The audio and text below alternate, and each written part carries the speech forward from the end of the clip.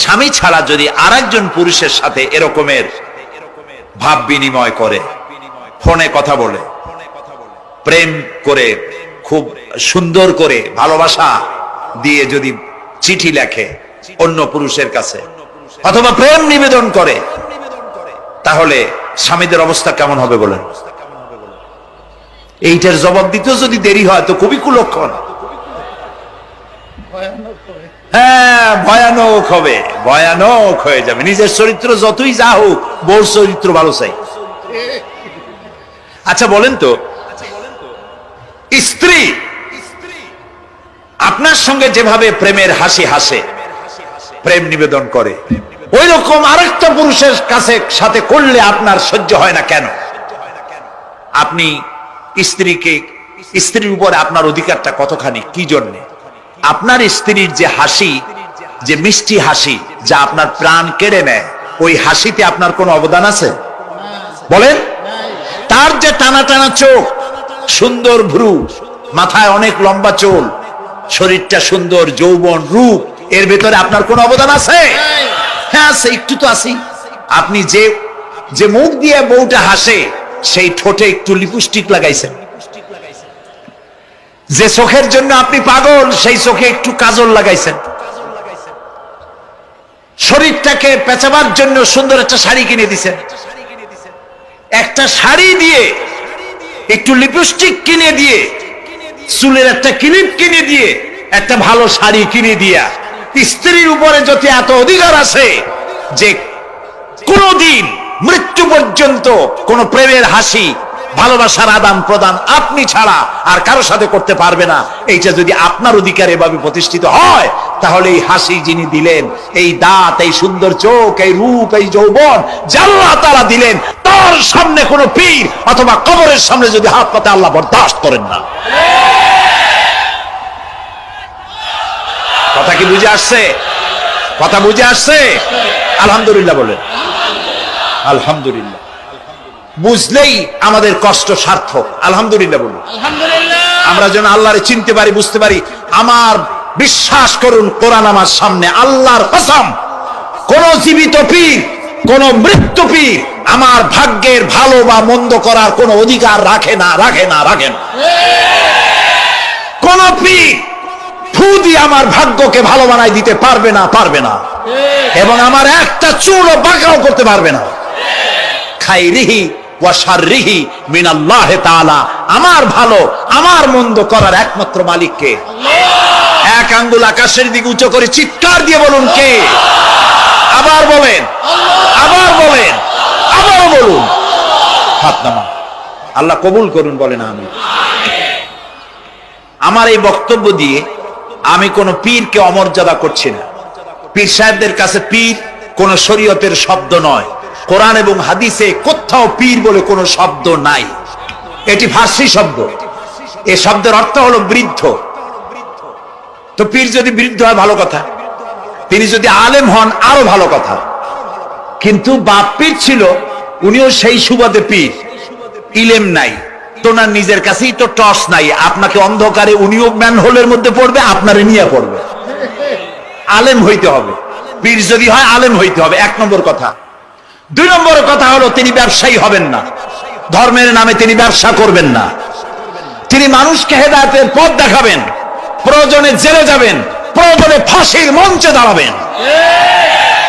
তিনি নিজেকেই ইসলামের সব আমি করি, আর ইসলাম কারো কাছে নাই। যারা ইসলাম করলো 70-80 বছর ধরে, রাজনীতির পথ দেখালো, তারা ইসলামের দল না, ওনারটাই ইসলামের দল। এই ধরনের ফাজলামি বক্তব্য থেকে বিরত থাকতে হবে। এই ধরনের বেয়াদবিপূর্ণ বক্তব্য থেকে বিরত থাকতে হবে। আমার দোকানে খাঁটি ঘি পাওয়া যায়, আর কারো দোকানে খাঁটি ঘি পাওয়া যায় না। ইসলাম নিয়ে এই ধরনের মনোপলি বিজনেস করতে দেওয়া হবে না। প্রিয় ভাই সব, আমরা পীর সাহেবদের চিনি। পীর ছিলেন শাহজালাল রহমতুল্লাহ আলাইহি। সুবহানাল্লাহ। যুদ্ধ করা লাগে নাই, আজান দিয়েছেন, মূর্তির মাথা ভাঙ্গা চুর চুর হয়ে পড়ে গিয়েছে। গৌর গোবিন্দ পলায়া কুল পায় নাই। লোকেরা যায় তার মাজারে গিয়ে গজাল মাছ জিয়ারত করে আসে। কিন্তু তরবারিটা দেখে আসে না। দোধারি তরবারি এখনো আছে। সুবহানাল্লাহ বলেন। পীর ছিলেন হযরতে বাহাউদ্দিন নকশবন্দি, মুজাদ্দিদ আল ফিসানি রাহমাতুল্লাহ আলাইহি, বড় পীর আব্দুল কাদের জিলানী রাহমাতুল্লাহ আলাইহি, খাজা মঈনুদ্দিন চিশতি রাহমাতুল্লাহ আলাইহি, খানজাহান আলী রাহমাতুল্লাহ আলাইহি। কত ওলিউল্লাহর মাজার দিয়ে আমার দেশ ভরা। আলহামদুলিল্লাহ কর। আলহামদুলিল্লাহ। এরা একদিকে মানুষকে মুরিদ বানায়া মুরিদের টাকা দিয়ে নিজেদের পকেট ভরেন নাই। ওনারা এরকম করতেন না, এইরকম করতেন। আর রাসূলুল্লাহ বলেছেন এই রকমের হাতের মর্যাদা নাই, এই হাতের মর্যাদা। আমি পীর দেখছিলাম, বাইতুল শরীফের পীর হযরত শাহ আব্দুল জব্বার সাহেব, আল্লাহ তাআলা জান্নাতুল ফেরদাউসের মেহমান বানায়নি। এই বাংলাদেশে শত শত মসজিদ, মাদ্রাসার এতিমখানা তৈরি করে গেছেন। সুবহানাল্লাহ। বৃষ্টির মৌসুমে চট্টগ্রামের বাড়ি তার, 14 বছর মাদ্রাসায় ওয়াজিদিয়া চট্টগ্রামে 14 বছর বুখারী শরীফ পড়িয়েছেন। কি মানের আলেম, খালি পীর না। মুরিদরা যত টাকা দিত এই টাকা দিয়ে বড় বড় মাদ্রাসা মসজিদ করেছেন। আর বৃষ্টির সময় সাথী সঙ্গী নিয়ে বস্তি এলাকায় যেতেন, পলিথিন দিয়া ছাওয়া, বাচ্চা আর তার স্বামী নিয়ে কাতরায় এক কোনায় বসে আছে, খাবার নাই, চাউল নাই, অসুস্থ, তাদের চাউল দিয়ে আসতেন, তাদের রান্না করার শাকসবজি দিয়ে আসতেন, ওষুধ দিয়ে আসতেন, হাড়ি পাতিল দিয়ে আসতেন। বন্যা হলে, তুফান হলে টাকা উজাড় করে যা মুরিদরা দিত সবগুলি উজাড় করে মানুষের খেদমত করতেন। সুবহানাল্লাহ। কাজী যারা জামায় অনেকগুলো পকেট সমানে নিতে থাকে আর ভরতে থাকে এইভাবে করে, এই ব্যবসায়ীদেরকে পরিত্যাগ করতে হবে। পীর হচ্ছে ওই সমস্ত লোক যারা নাকি ধর্মের নামে ব্যবসা করে না, বরং আল্লাহর দ্বীনকে প্রতিষ্ঠা করার জন্য কথা বলে। প্রিয় ভাই সব, আমাদের জেহেন সাফ করতে হবে, পরিষ্কার করে বুঝতে হবে আমার ভালো আমার মন্দ কে করতে পারেন? আল্লাহ। সম্রাট শাহজাহান নাম শুনেছেন? কোথার বাদশা বলেন? দিল্লির সম্রাট। সম্রাট শাহজাহান পৃথিবী জোড়া নাম তার। কবি বলছেন, শাহনে জাহাं को जिन्हें फख्र से देते थे बाज, वाज कब्र में है सूरह अलहम्दु की मोहताज।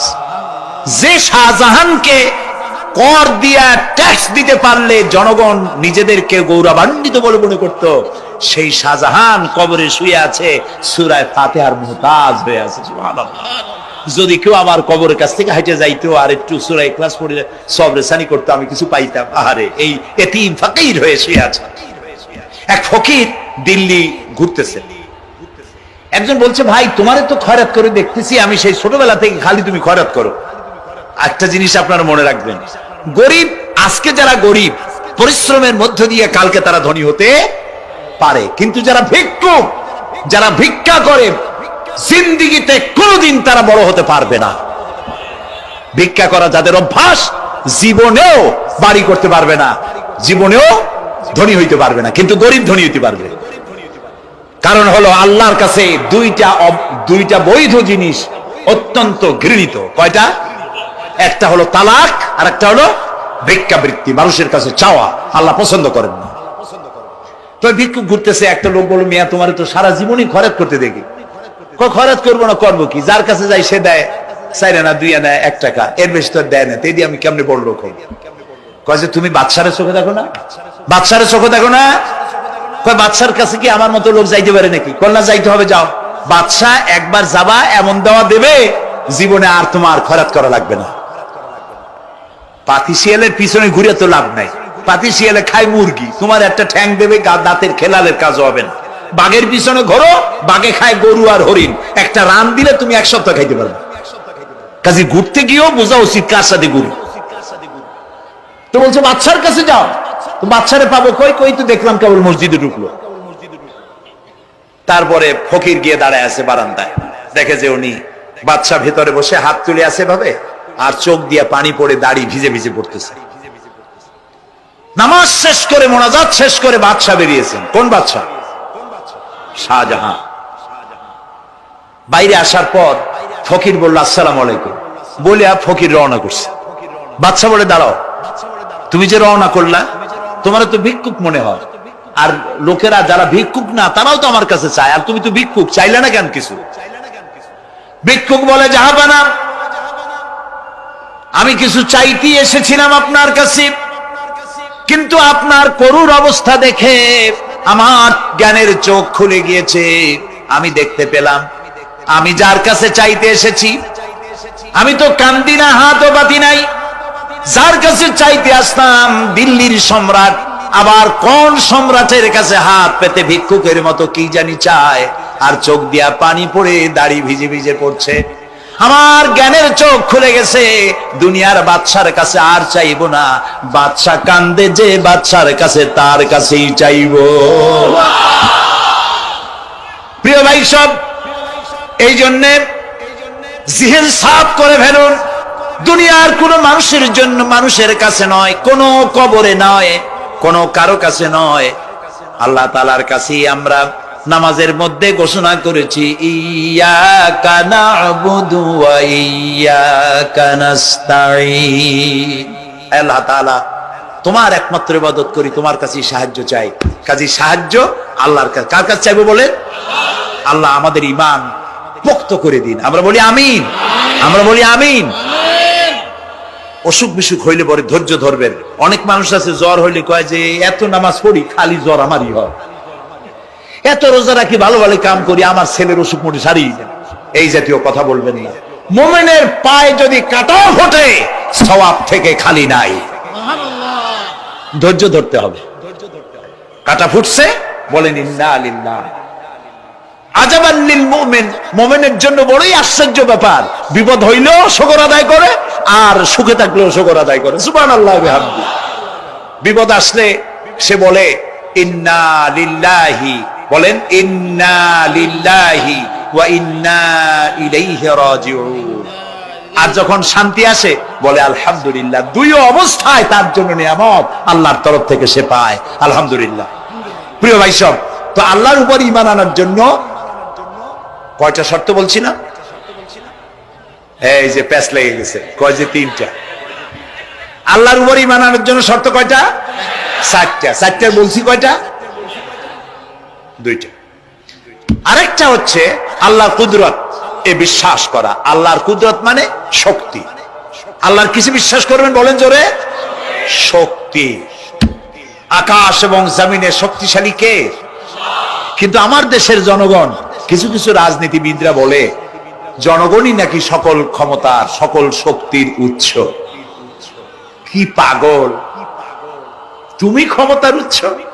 নাকের মধ্যে ময়লা, দাঁতে ছাতা, পেটের মধ্যে দুর্গন্ধ ভরা, ক্ষমতার উৎস। আশ্চর্য কথা।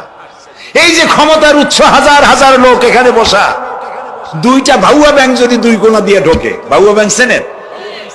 বিগ সাইজের ব্যাংক, দুইটা যদি দুই দিক দিয়ে ঢোকে লাফাইতে লাফাইতে, সামনে যারা আছে এমনি লাফাবে। অন্তত টঙ্গী তামিরুল মিল্লাত মাদ্রাসা ছাড়াইয়া তারপরে ফিরে তাকায় বলবে, ভাই আমরা দৌড়াই কেন? ব্যাংকের সামনে অসহায়, বল্লা ভীমরুলের সামনে অসহায়, সাপের সামনে, বিচ্ছুর সামনে অসহায়। তারা কয় সকল ক্ষমতার উৎস জনগণ। কপাল পোড়া। ক্ষমতার উৎস জনগণ নয়, এটা কোরআনের সাথে কন্ট্রাডিকশন হয়। এ কথা আল্লাহ বলেছেন, আন্নাল কুওয়াতা লিল্লাহি জামিয়া। সকল ক্ষমতার উৎস কে? চিল্লায় বলো। ক্ষমতা কি দেখছেন? মাত্র 1.5 মিনিট। কয় মিনিট? মাত্র 1.5 মিনিট। আল্লাহ বলেছেন কোন?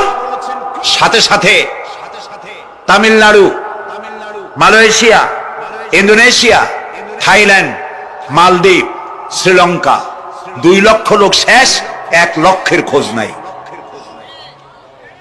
সমুদ্রের পানি 33 ফিট উঁচু হয়ে এসছে।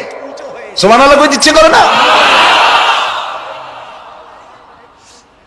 বিজ্ঞানীরা বলেছেন ভারত মহাসাগরের তলদেশে ফাটল ধরেছে, ওর কয়েক কিলোমিটার নিচে ভূমিকম্পের উৎপত্তি হয়েছে।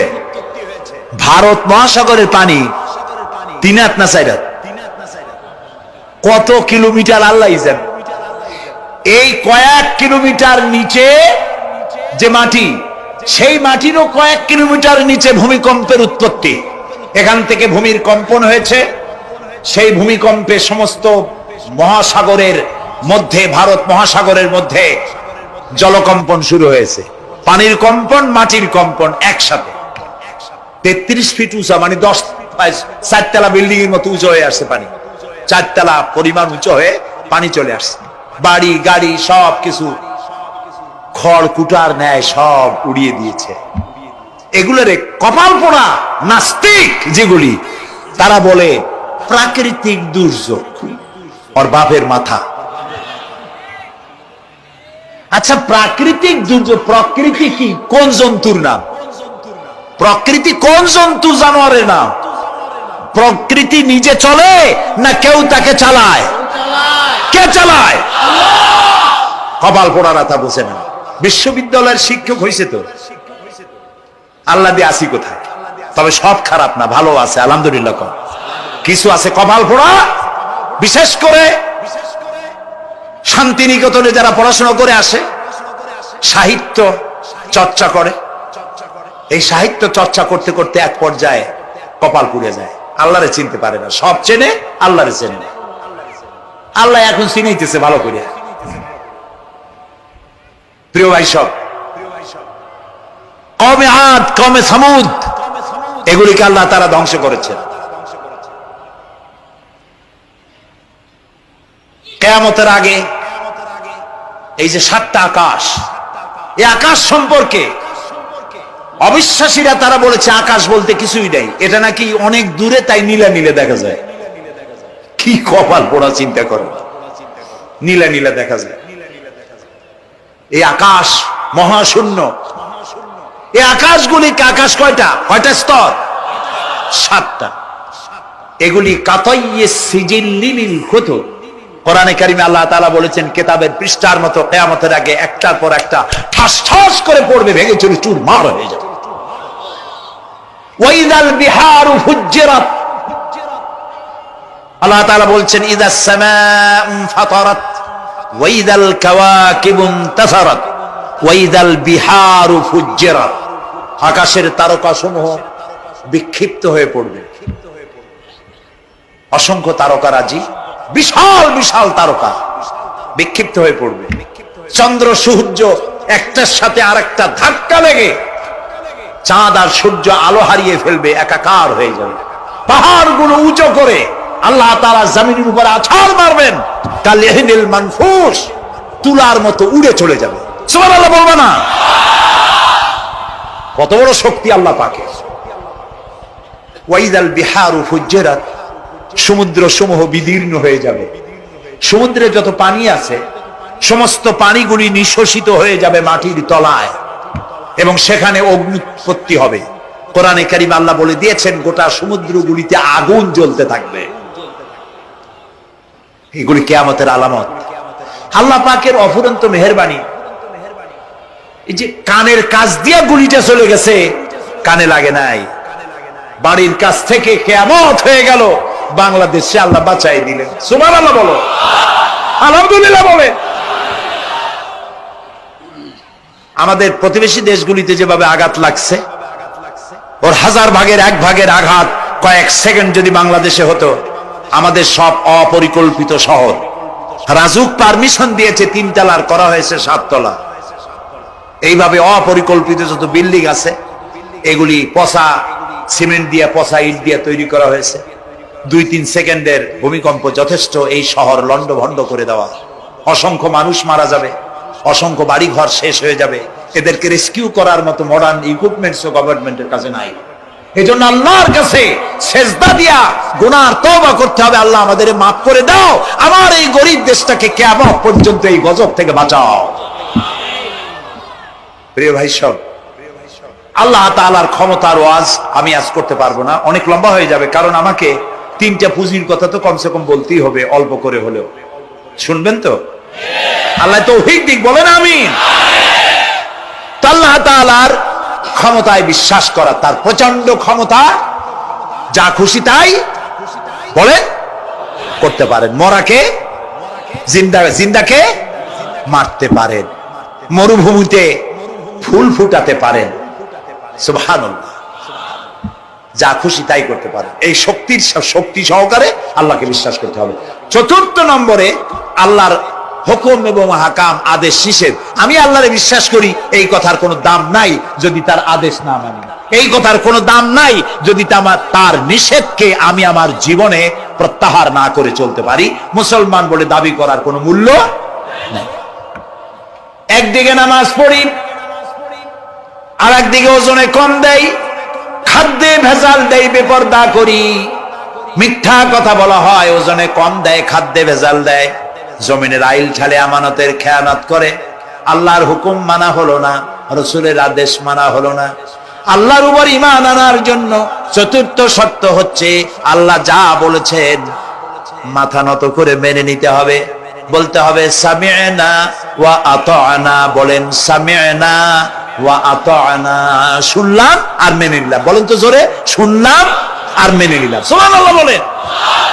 মুমিনেরা এই প্রশ্নই করবে না মদ হারাম কেন, মুমিনেরা এই প্রশ্নই করবে না জুয়া হারাম কেন, মুমিনেরা এই প্রশ্নই করবে না জিনা হারাম কেন। একটাই জবাব, মদ হারাম কেন? আল্লাহ হারাম করেছেন তাই হারাম। জিনা হারাম কেন? আমার আল্লাহ হারাম করেছেন তাই হারাম। জুয়া হারাম কেন? আমার আল্লাহ হারাম করেছেন তাই হারাম। কোন যুক্তি নাই। যুক্তির আল্লাহর নিষিদ্ধ জিনিসে যুক্তি তালাশ করে কেবলমাত্র শয়তান। আল্লাহর আদেশ নিষেধে যুক্তি তালাশ করে কে? শয়তান। মুমিনের কাজ হলো সামি'না, বলেন, ওয়া আতা'না, শুনলাম আর মানলাম, বাস, শেষ কথা, খালাস। এই গেল চারটি শর্ত পুরো হয়ে গেল। এই চারটি শর্ত যদি পূরণ করতে পারি তাহলে আল্লাহরে বিশ্বাস করছি এটা প্রমাণিত হবে, এটা জাস্টিফাই হবে, এটা সত্যতা প্রমাণ হবে যদি আল্লাহ হুকুম মতো। এক নম্বরে হলো, আমি আবার কথাটা প্যাকেট করে দিই যাতে করে আপনারা বাড়ি নিয়ে যাইতে পারেন। আল্লাহর উপরে ঈমান এনেছি, এই কথাটাকে কমপ্লিট করার জন্য শর্ত কয়টা?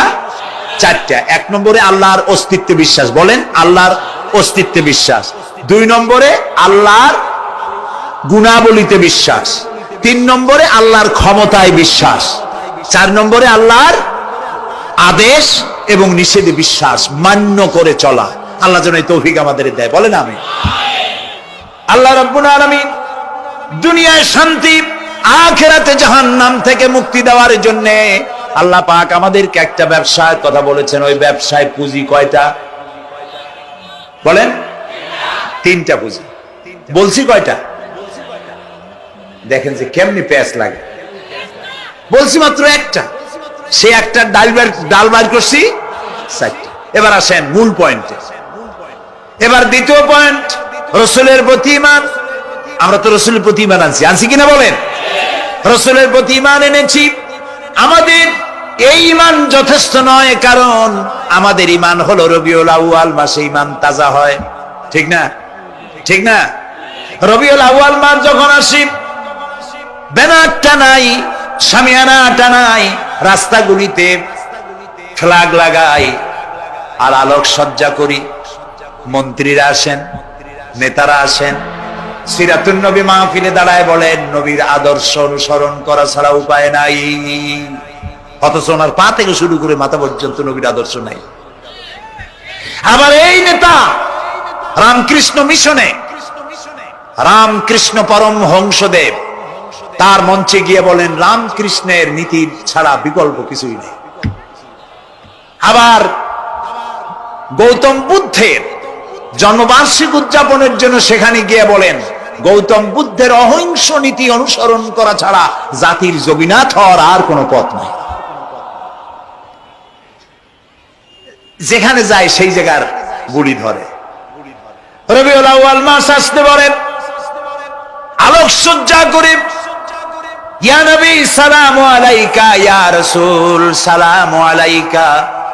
এরপরে গরম গরম জিলাপি রাসূলুল্লাহকে বুঝায় দেওয়া হলো, হে রাসূল আপনি তাকিয়ে দেখেন কত মহব্বত আপনারে করি, আপনার মহব্বতের জন্য আমাদের শহরের কোন মিষ্টির দোকানে আর মিষ্টি নাই, সব আমরা খাইয়া শেষ করছি। এই হলো মহব্বত। এই মহব্বতে এই ঈমানে কাজ হবে না। এই ঈমানে বলেন কাজ হবে না। কোন ঈমানে কাজ হবে? রাসূলের প্রতি ঈমানের অর্থ কি? এর অর্থ হচ্ছে নবী করিম সাল্লাল্লাহু আলাইহি ওয়াসাল্লাম আমাদের রাসূল, আমাদের নেতা। আমাদের রাসূল, আমাদের নেতা। আমরা তার উম্মত, তার অনুসারী। অনুসারীর কাজ কি? নেতার পূর্ণাঙ্গ অনুসরণ করণ। রাসূলুল্লাহর আনুগত্য করতে হবে, এটা কে বলেছেন? আল্লাহ রাব্বুল আলামিন সূরা আলে ইমরানের মধ্যে বলেছেন, কুল ইন কুনতুম তুহিব্বুনাল্লাহা ফাত্তাবিউনি ইউহিব্বুকুমুল্লাহ ওয়া ইয়াগফির লাকুম যুনুবাকুম আল্লাহু গফুরুর রহিম। হে নবী, আপনি বলুন, তোমরা যদি আল্লাহকে ভালোবাসো তাহলে তোমার কাজ হচ্ছে, তোমরা যদি আল্লাহকে ভালোবাসো তাহলে তোমরা আমার আনুগত্য করো, আমার অনুসরণ করো। কার? রাসূলের। বলেন কার? রাসূলের অনুসরণ যদি তোমরা করো, খেয়াল করে শুনতেছেন তো? আল্লাহ তাআলা বলছেন, নবী আপনি বলেন, তোমরা যদি আল্লাহকে ভালোবাসো, তোমাদের এই দাবি যদি সত্য হয়, তাহলে আমার অনুসরণ করো, আমার আনুগত্য করো। আমার অনুসরণ, আমার আনুগত্য করলে পরে তোমাদের কে আল্লাহ রাব্বুল আলামিন ভালোবাসবেন এবং তোমাদের तमाम জিন্দেগীর সমস্ত গুনাহ খাতা আল্লাহ তাআলা maaf করে দিবে। আমরা কি গুনাহ maaf করাইতে চাই? বলেন চাই? আসুন রাসূলের আনুগত্য করুন। রাসূলের আনুগত্য কি রকম?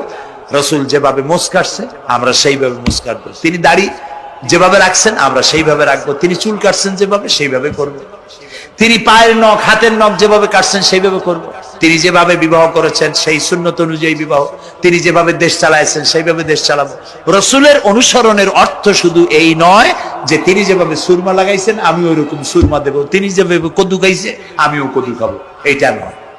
এটা নয়, শুধু রাসূলের আনুগত্য হবে মুরগির ফার্ম থেকে শুরু করে জাতিসংঘ পর্যন্ত, জীবনের সব ক্ষেত্রে। আর বিশ্বাস করতে হবে তিনি শেষ নবী, তারপরে আর কোন নবী আসবে। আল্লাহ রাব্বুল আলামিন সূরা আহজাবের মধ্যে বলেছেন, মা কানা মুহাম্মাদুন আবা আহাদিম মির রিজালিকুম ওয়ালাকির রাসূলুল্লাহি ওয়া খাতামান নাবিয়্যিন। মুহাম্মদ সাল্লাল্লাহু আলাইহি ওয়াসাল্লাম তোমাদের কোন পুরুষদের পিতা নন, তিনি আল্লাহর রাসূল এবং তাকে দিয়ে নবুয়তের মিশনকে খতম করে দেওয়া, কমপ্লিট করে দেওয়া হয়েছে।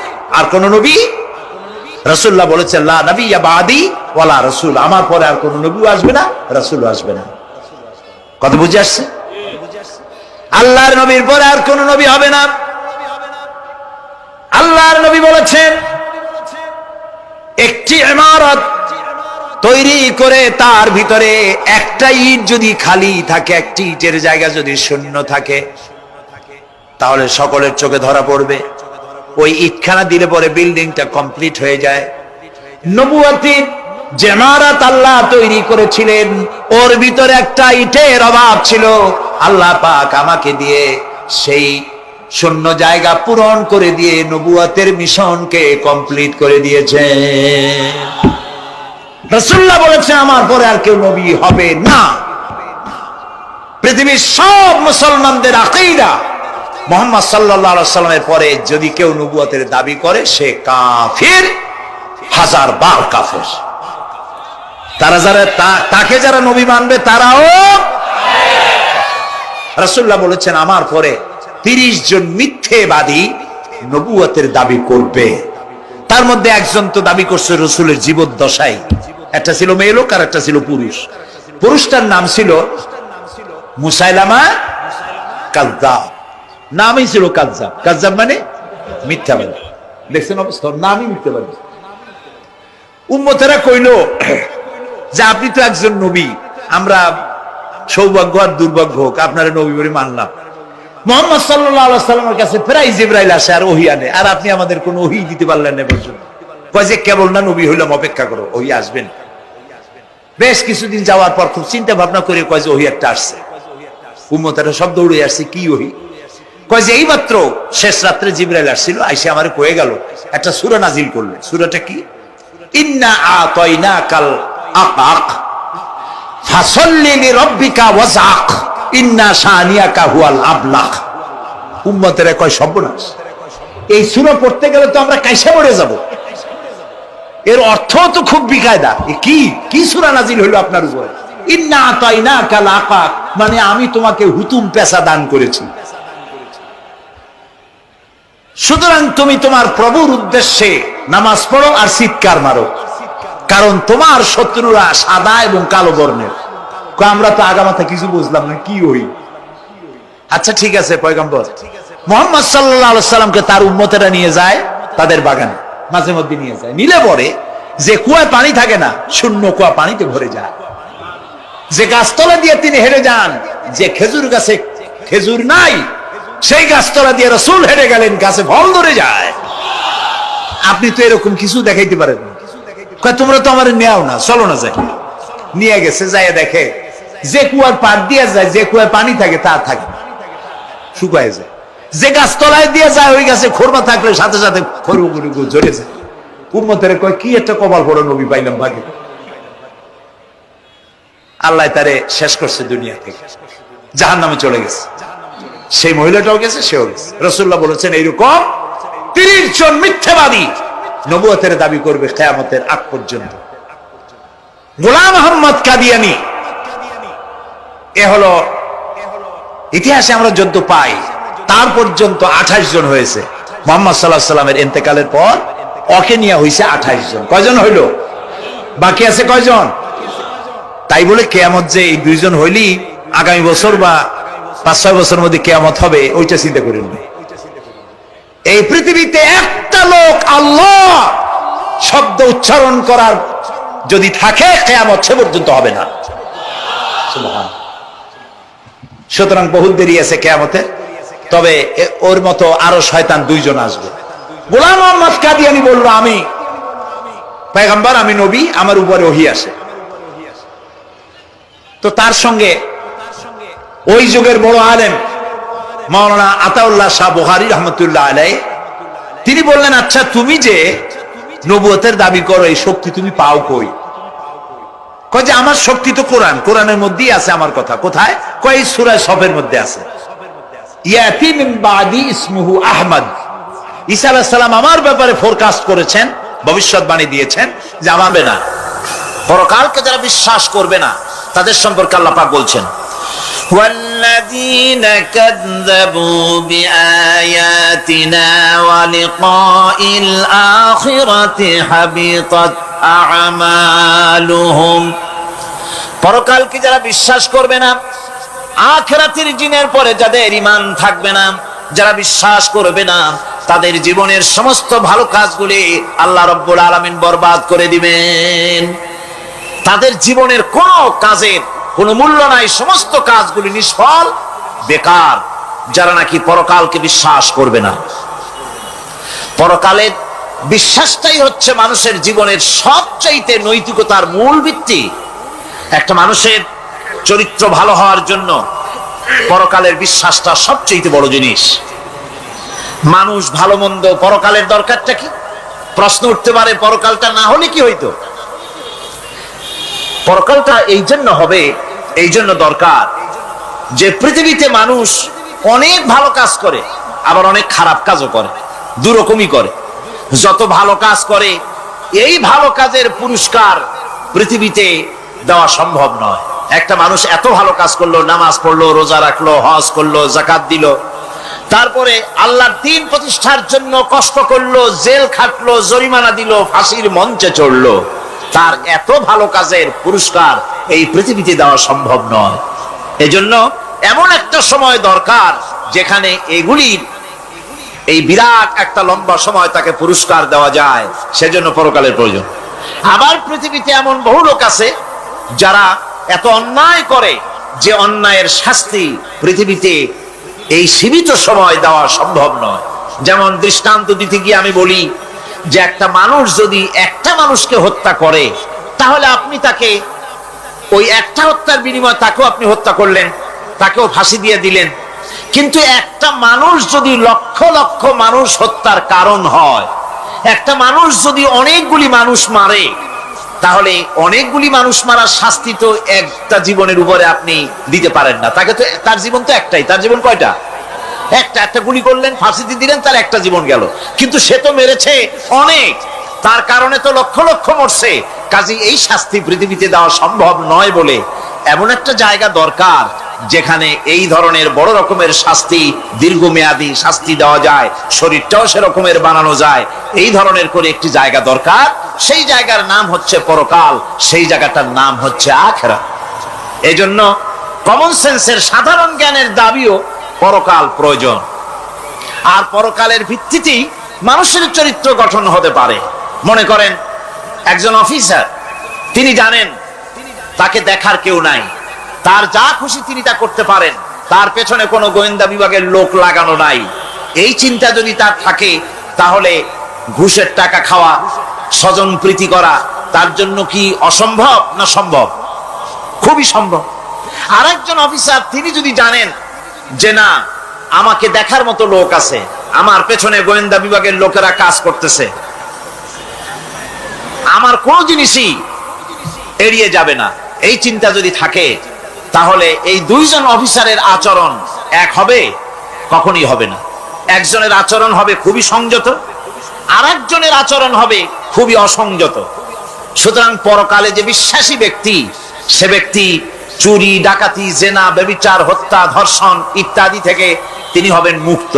আর যে ব্যক্তি পরকালকে বিশ্বাস করবে না, তার দ্বারা হবে না এমন কোনো কাজ নাই, সবকিছুই তার দ্বারা সম্ভব। এরপরে আল্লাহ পাক বলছেন যে পরকাল বিশ্বাস মানুষকে দায়িত্ববান বানায় দেয়। পরকালের বিশ্বাস মানুষকে কি বানায়? দায়িত্ববান বানায়, যেহেতু তোমার তো খালি খালি সৃষ্টি করা হয় নাই। আল্লাহ রাব্বুল আলামিন কোরআনে কারীমের মধ্যে বলছেন, আফাহাসিবতুম আন্নামা খালাকনাকুম আবাসা ওয়া আন্নাকুম ইলাইনা লা তুরজাউন। লোকেরা কি ভেবেছে? তোমরা কি এটাই মনে করেছো যে আমি তোমাদেরকে এমনি এমনি সৃষ্টি করেছি আর তোমাদেরকে আমার কাছে ফিরে আসতে হবে না? এটাই কি ভেবেছো তোমরা? তোমাদেরকে সৃষ্টি করা হয়েছে এবং তোমাদেরকে আমার দরবারে সকলকেই ফিরে আসতে হবে। পৃথিবীতে এমন কেউ নাই যে পৃথিবীতে টিকে থাকতে পারবে, সমস্ত মানুষকেই আল্লাহর দরবারে ফিরে যেতে হবে। আল্লাহ পাক কোরআনে কারীমের অন্যত্র বলেছেন, আয়াহসাবুল ইনসানু আইয়ুতরাকা সুদা। মানুষ কি ভেবেছে যে আমি তাকে নিরর্থক সৃষ্টি করেছি, তার কোনো হিসাব হবে না, তার কোনো দেখার মতো কেউ নাই, তাকে এমনি এমনি আমি সৃষ্টি করেছি? তা না, প্রত্যেকটি মানুষকেই বিচক্ষণতার দাবি হিসেবে সৃষ্টি করা হয়েছে এবং তার সব কিছুকেই দেখা হচ্ছে। আল্লাহ পাক সব দেখতে পাচ্ছেন, তার নজরের সামনে আছে। আল্লাহ পাক দেখেন এবং শোনেন। আমরাও দেখি, আমরাও শুনি, কিন্তু আল্লাহ পাকের দেখা আর আমাদের দেখা, আল্লাহর শোনা আর আমাদের শোনা একরকম নয়। আমরা এই মাহফিলের বাইরে কি হচ্ছে আমরা দেখতে পাই না, ঠিক কিনা গণ? রাতের বেলায় আমরা আমাদের নিজেদেরকেও দেখি না, এমনকি আমরা আমাদের পেছনে কি হয়, পিছনে কি আছে তাও দেখি না। আপনারা যে আমার সামনে বসে আছেন, আপনাদের পেছনে লোকটা কি করতেছে তা আপনি দেখতে পাচ্ছেন। মেঘ হলে মেঘের উপরে কি হয় দেখতে পাই না, কুয়াশার মধ্যে দেখতে পাই না, গাছের আড়ালে কি দেখতে পাই না, পাহাড়ের আড়ালে কি দেখতে পাই না। তারপরে শোনার ব্যাপারে একটা নির্ধারিত এলাকার আওয়াজ আমাদের কানে আসে, এর বাইরের কিছু আমরা শুনতেও পাই না। আল্লাহ রাব্বুল আলামিনের কি এরকম অবস্থা নাকি? কি বলেন, এরকম অবস্থা? আল্লাহ সব দেখতে পান, সব শুনতে পান, এমন তার চোখের সামনে কোন অবস্ট্রাকশন নাই, তার চোখের সামনে কোন জিনিস অন্তরায় হয়ে দাঁড়াতে পারে না, কেউ কোন জিনিস তার চোখের সামনে বাধার সৃষ্টি হতে পারে না। তাকে কেউ দেখতে পারে না, কিন্তু তিনি সবাইকে দেখতে পান। লা তুদরিকুহুল আবসার, তাকে কোন দৃষ্টিশক্তি তাকে দেখতে পাবে না। সমস্ত দৃষ্টিশক্তিকে তিনি দেখবেন, কিন্তু তাকে কেউ দেখতে পারবে না। সুবহানাল্লাহ ওয়া বিহামদিহি। সুতরাং তিনি সব দেখেন এবং সবই শোনেন। এই বিশ্বাস মানুষকে দায়িত্ববান বানায়। এই বিশ্বাস মানুষকে কি বানায় জোরে গান? দায়িত্ববান বানিয়ে দেয়। আল্লাহ রাব্বুল আলামিন বলছেন, আয়াহসাবু আল্লান ইয়াকদিরা আলাইহি আহাদ ইয়াকুলু আহলাকতু মালান লুবাদা আয়াহসাবু আন লাম ইয়ারাহু আহাদ। মানুষ কি ধারণা করেছে তার উপরে কারো কোনো ক্ষমতা চলবে না।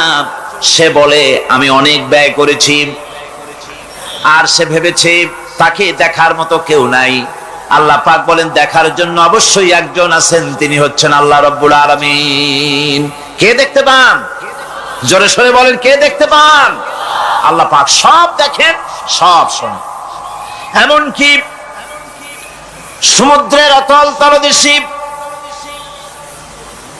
কোন পাথরের সাথে লাগানো, বালু কণার সঙ্গে লাগানো ছোট্ট একটি পোকা, যা মাইক্রোস্কোপ যন্ত্র ছাড়া দেখা যায় না, এমন ছোট্ট পোকাটিও যদি চিৎকার মারে ক্ষুধার যন্ত্রণায় বা পেটের যন্ত্রণায় বা কষ্টে পড়ে কোনো চিৎকার যদি মারে, সমুদ্রের কেউ শোনার কথা নয়, জমিনের উপরে কেউ শোনার কথা নয়, অন্তরিক্ষের কারো শোনার কথা নয়। আল্লাহ রাব্বুল আলামিন বলেন সেই ক্ষীণ আওয়াজটুকুনো তোমার আল্লাহ পাক শুনতে পান। সব তিনি শুনতে পান এবং দেখতে পান, তার চোখের সামনে সব রয়েছে। সুতরাং আসল কথা হচ্ছে মানুষেরা পরকালের চাইতে দুনিয়ার গুরুত্ব দেয় বেশি। বাল তুসিরুনাল হায়াতাদ দুনিয়া ওয়াল আখিরাতু খায়রুন ওয়া আবকা।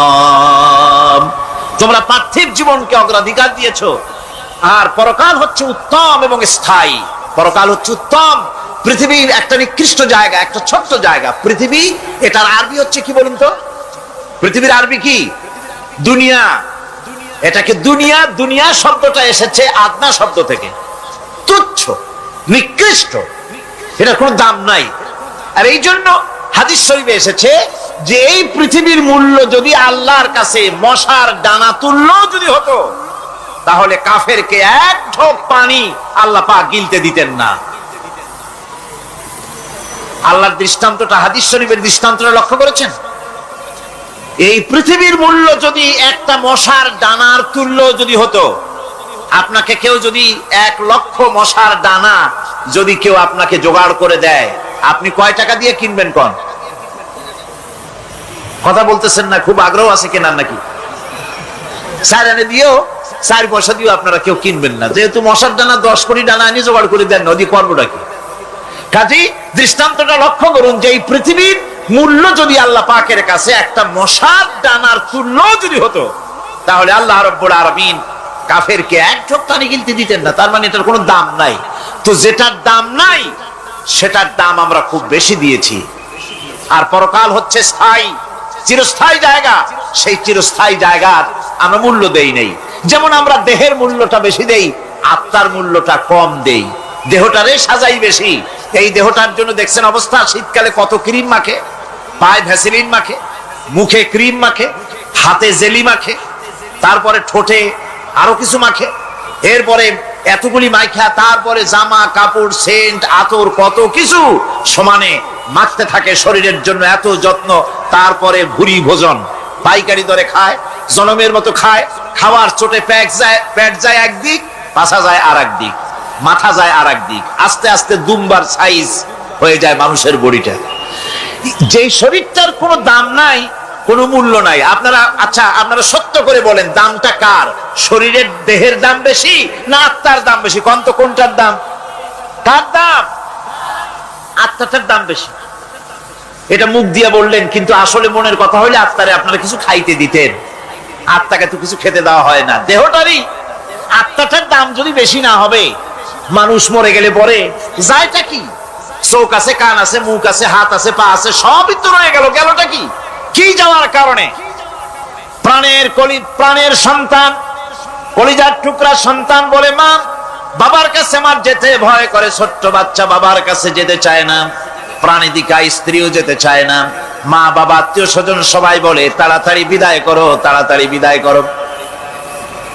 কি যাওয়ার জন্য?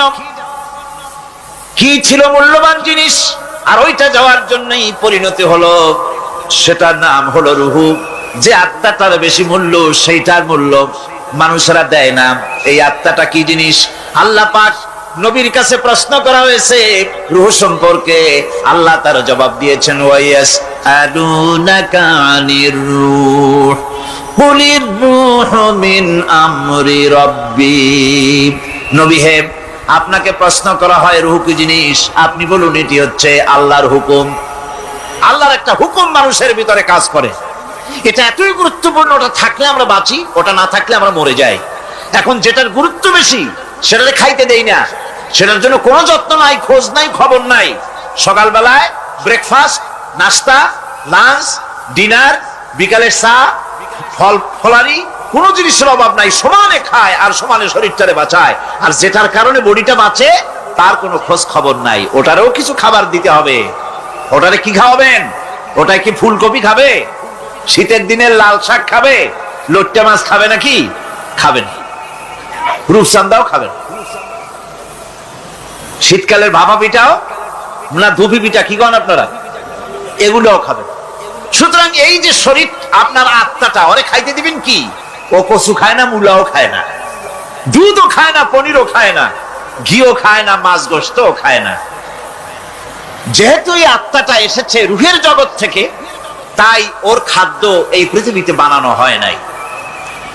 দেহ তৈরি হয়েছে মাটি থেকে, মাটির উপাদান দিয়ে, সেজন্য তার খাদ্য বানানো হয়েছে মাটির উপাদান দিয়ে। আর আত্মা যেহেতু এসেছে আল্লাহর কাছে থেকে, রুহের জগৎ থেকে, সেজন্য আল্লাহ রাব্বুল আলামিন আত্মার খাদ্য পাঠিয়েছেন লৌহ মাহফুজ থেকে। খাদ্যের নাম হচ্ছে তেলাওয়াতে কোরআন, তেলাওয়াতে কোরআন। কোরআনে কারীম তেলাওয়াতে আত্মার সমৃদ্ধি হতো। কোরআনে কারীমের তেলাওয়াত, অনুধাবন, এর দ্বারা আত্মার সমৃদ্ধি হতো। যেহেতু কোরআন হচ্ছে রুহের খোরাক, সেই খোরাক দেওয়া হচ্ছে না তাকে।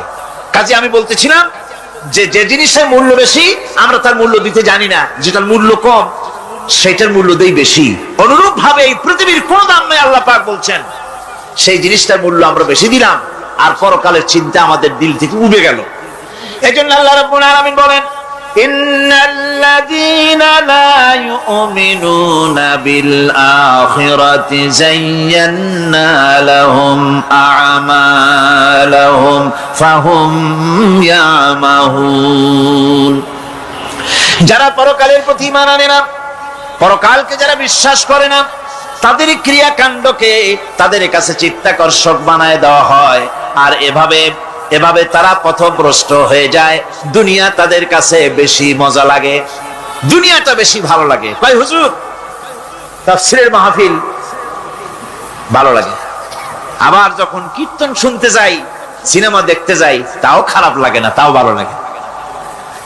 মিলাদ শরীফও ভালো লাগে, কীর্তনও ভালো লাগে, ওয়াজ মাহফিলও ভালো লাগে, গানও ভালো লাগে, সিনেমাও ভালো লাগে। এই যে দুই জিনিস ভালো লাগে, এটা হলো মুনাফিকি রোগ। এটা কি রোগ বলেন না সবাই? এটা কি রোগ? মুনাফিকি রোগ। ঈমানের স্বাদ যখন নষ্ট হয় তখন এই অবস্থার সৃষ্টি হয়। বিষাক্ত সাপ যখন মানুষকে দংশন করে, রাতের অন্ধকারে বিষাক্ত সাপে মানুষকে দংশন করেছে, ওঝা আনা হলো। ওঝা এসে সর্বপ্রথম টেস্ট করবে যে সাপটা কি বিষাক্ত না এমনি সাধারণ সাপে তাকে দংশন করেছে, সাপটা কি ধরনের। এটা টেস্ট করার জন্য সাপে কাটা রোগীর মুখে ওঝা মুখের মধ্যে খুব ঝাল মরিচ অথবা লবণ এটা দেয়। দিলে পরে সে যদি বলে পানি পানি লাগে, খুব ঝালওয়ালা মরিচ কিন্তু মুখে পানি পানি লাগে, বুঝতে হবে বিষাক্ত সাপে কামড়িয়েছে। আর যদি ঝালকে ঝাল বলে, লবণকে লবণ বলে, তিতকে তিতো বলে, তাহলে বোঝা যাবে বিষাক্ত সাপে কামড়ায় নাই। তো বিষাক্ত সাপের প্রধান আলামত হলো এই, বিষাক্ত সাপে যখন মানুষকে কাটে তখন তার প্রথম বিষক্রিয়া হচ্ছে তার রক্তকে জাম করে দেয় আর জিহ্বার স্বাদকে নষ্ট করে দেয়। এই পৃথিবীতে যত বিষাক্ত সাপ আছে সবচাইতে মারাত্মক আর বিষাক্ত সাপ হচ্ছে শয়তান। সবচাইতে বিষাক্ত সাপ কি? এই শয়তান যাকে ওয়াসওয়াসা দেয়, শয়তান যাকে দংশন করে, শয়তান যারে ফুটবল বানাতে পারে, সর্বপ্রথম তার ঈমানের স্বাদ নষ্ট করে দেয়। তখন আখিরাত ভালো লাগে না, তখন মসজিদ ভালো লাগে না, তখন ওয়াজ মাহফিল ভালো লাগে না, তাফসীর মাহফিল ভালো লাগে না, তখন সিনেমা পছন্দ হয়, গান পছন্দ হয়, মেলা পছন্দ হয়, সাংস্কৃতিক অনুষ্ঠান, নাচ, উল্টাপাল্টা কাম, এই সমস্ত পছন্দ হয়।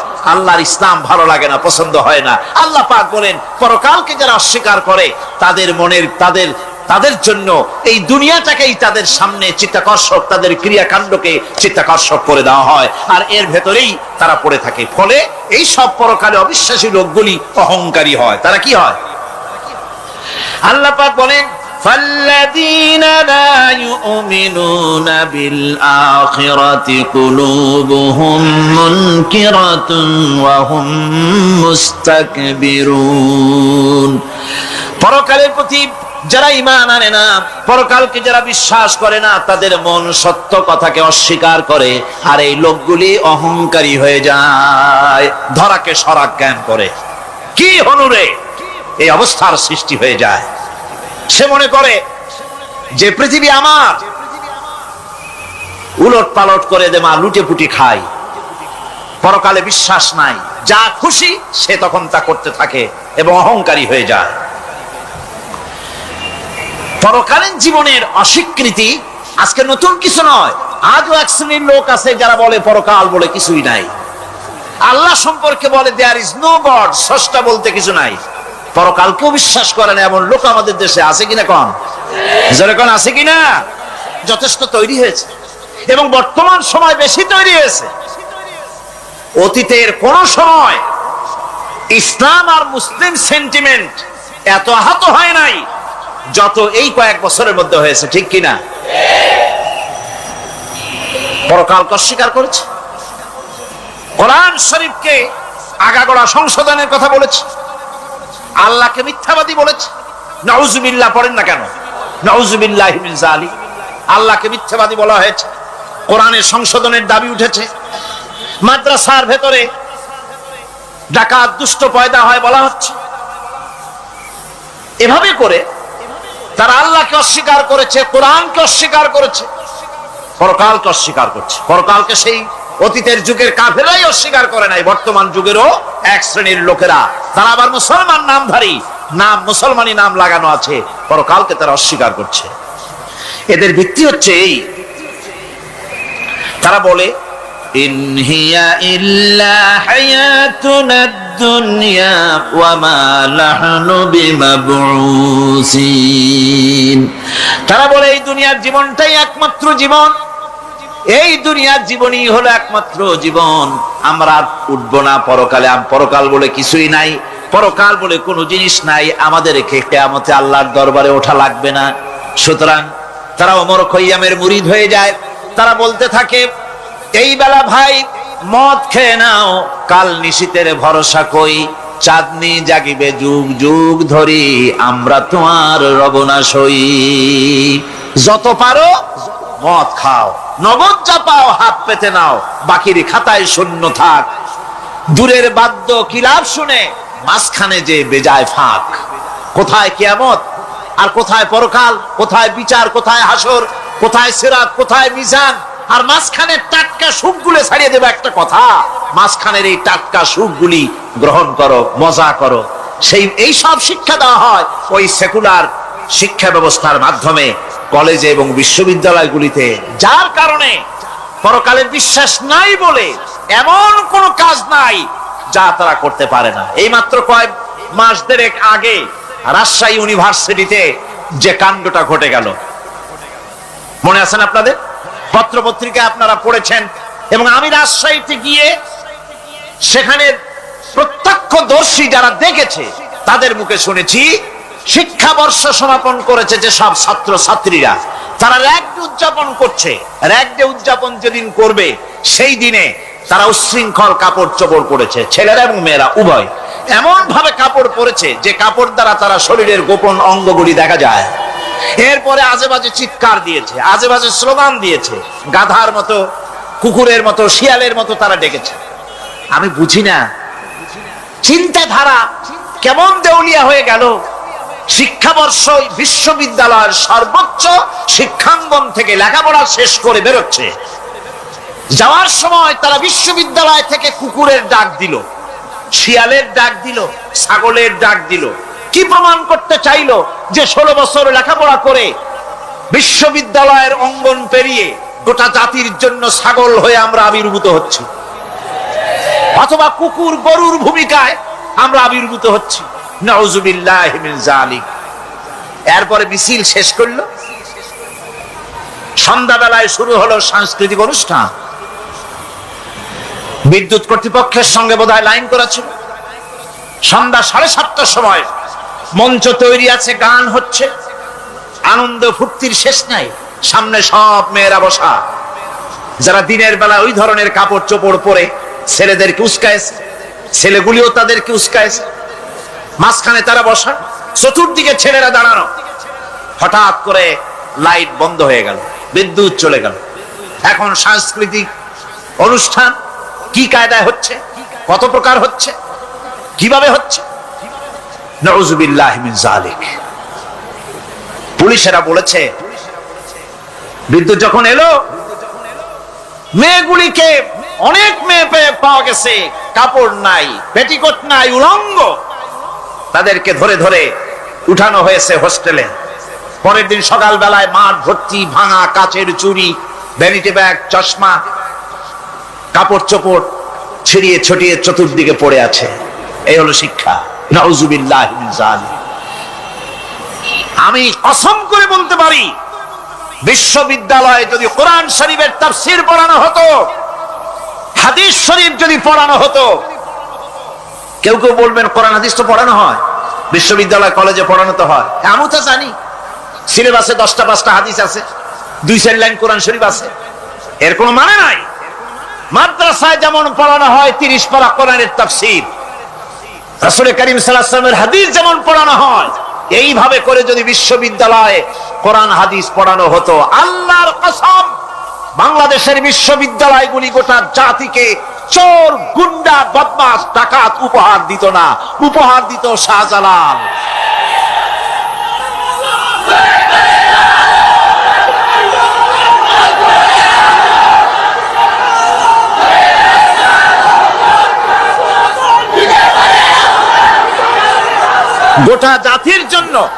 গোটা জাতির জন্য বিশ্ববিদ্যালয় সমূহ উপহার দিতে পারত। উপহার দিত শাহ মখদুম, শাহজালাল, খান জাহান আলী, উপহার দিতে পারত খাজা মঈনুদ্দিন চিশতি, উপহার দিতে পারত খালিদ বিন ওলীদ, উপহার দিত সালাউদ্দিন আইয়ুবী। আল্লাহ পাক তাদের সকলের প্রতি রহম করুন, জোরে কোন আমিন। এরকম উপহার গোটা জাতিকে তারা দিতে পারত, কথা ঠিক কিনা গণ? সুতরাং পরকালকে অস্বীকার করাই হচ্ছে এর মূলভূত কারণ। সেকুলার শিক্ষা ব্যবস্থা হচ্ছে এর মূলভূত কারণ। এই জন্য কোরআনে কারীম আল্লাহ পাক বলছেন, লাইসাল বিররা আন তুওয়াল্লু বুজুহাকুম কিবালাল মাশরিকি ওয়াল মাগরিব। পূর্ব পশ্চিমে কয়বার মাথা ঘুরালা, এইটাই তোমার পুণ্যবান সৎ কাজ হওয়ার এটা নমুনা নয়।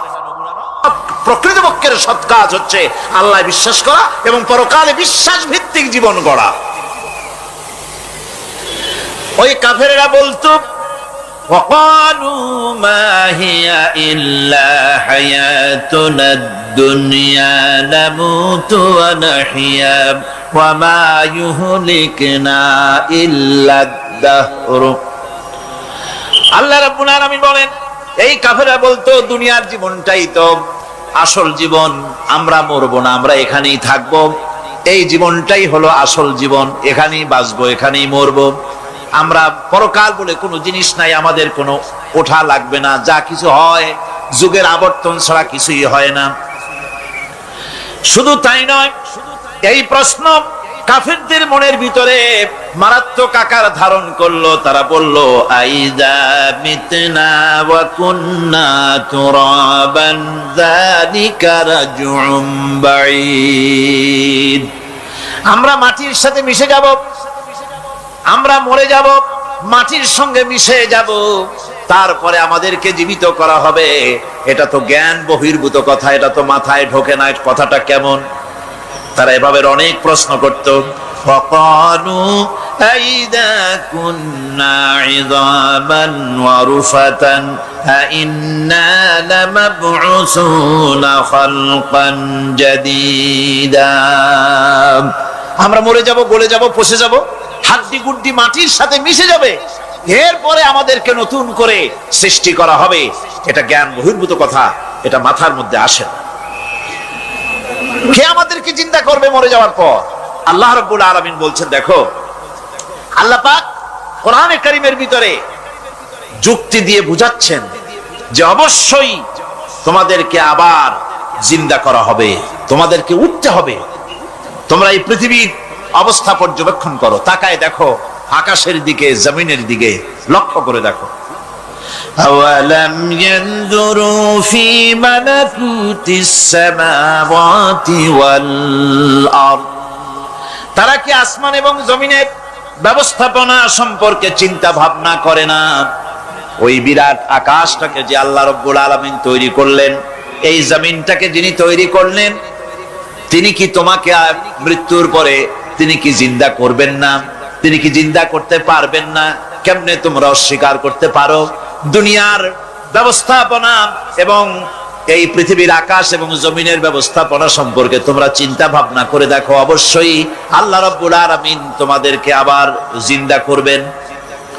وكأي من آيات في السماوات والأرض يمرون عليها وهم عنها معرضون আসমান জমিনে বহু নিদর্শন পড়ে আছে যেগুলি তারা অতিক্রম করে যায়, অথচ সে সম্পর্কে তারা মোটেই চিন্তা ভাবনা করে না। চিন্তার বহু বিষয় আল্লাহ পাক এই পৃথিবীতে রেখেছেন। যারা চিন্তাশীল, যারা জ্ঞানবান, তারা এর দ্বারা বুঝতে পারে।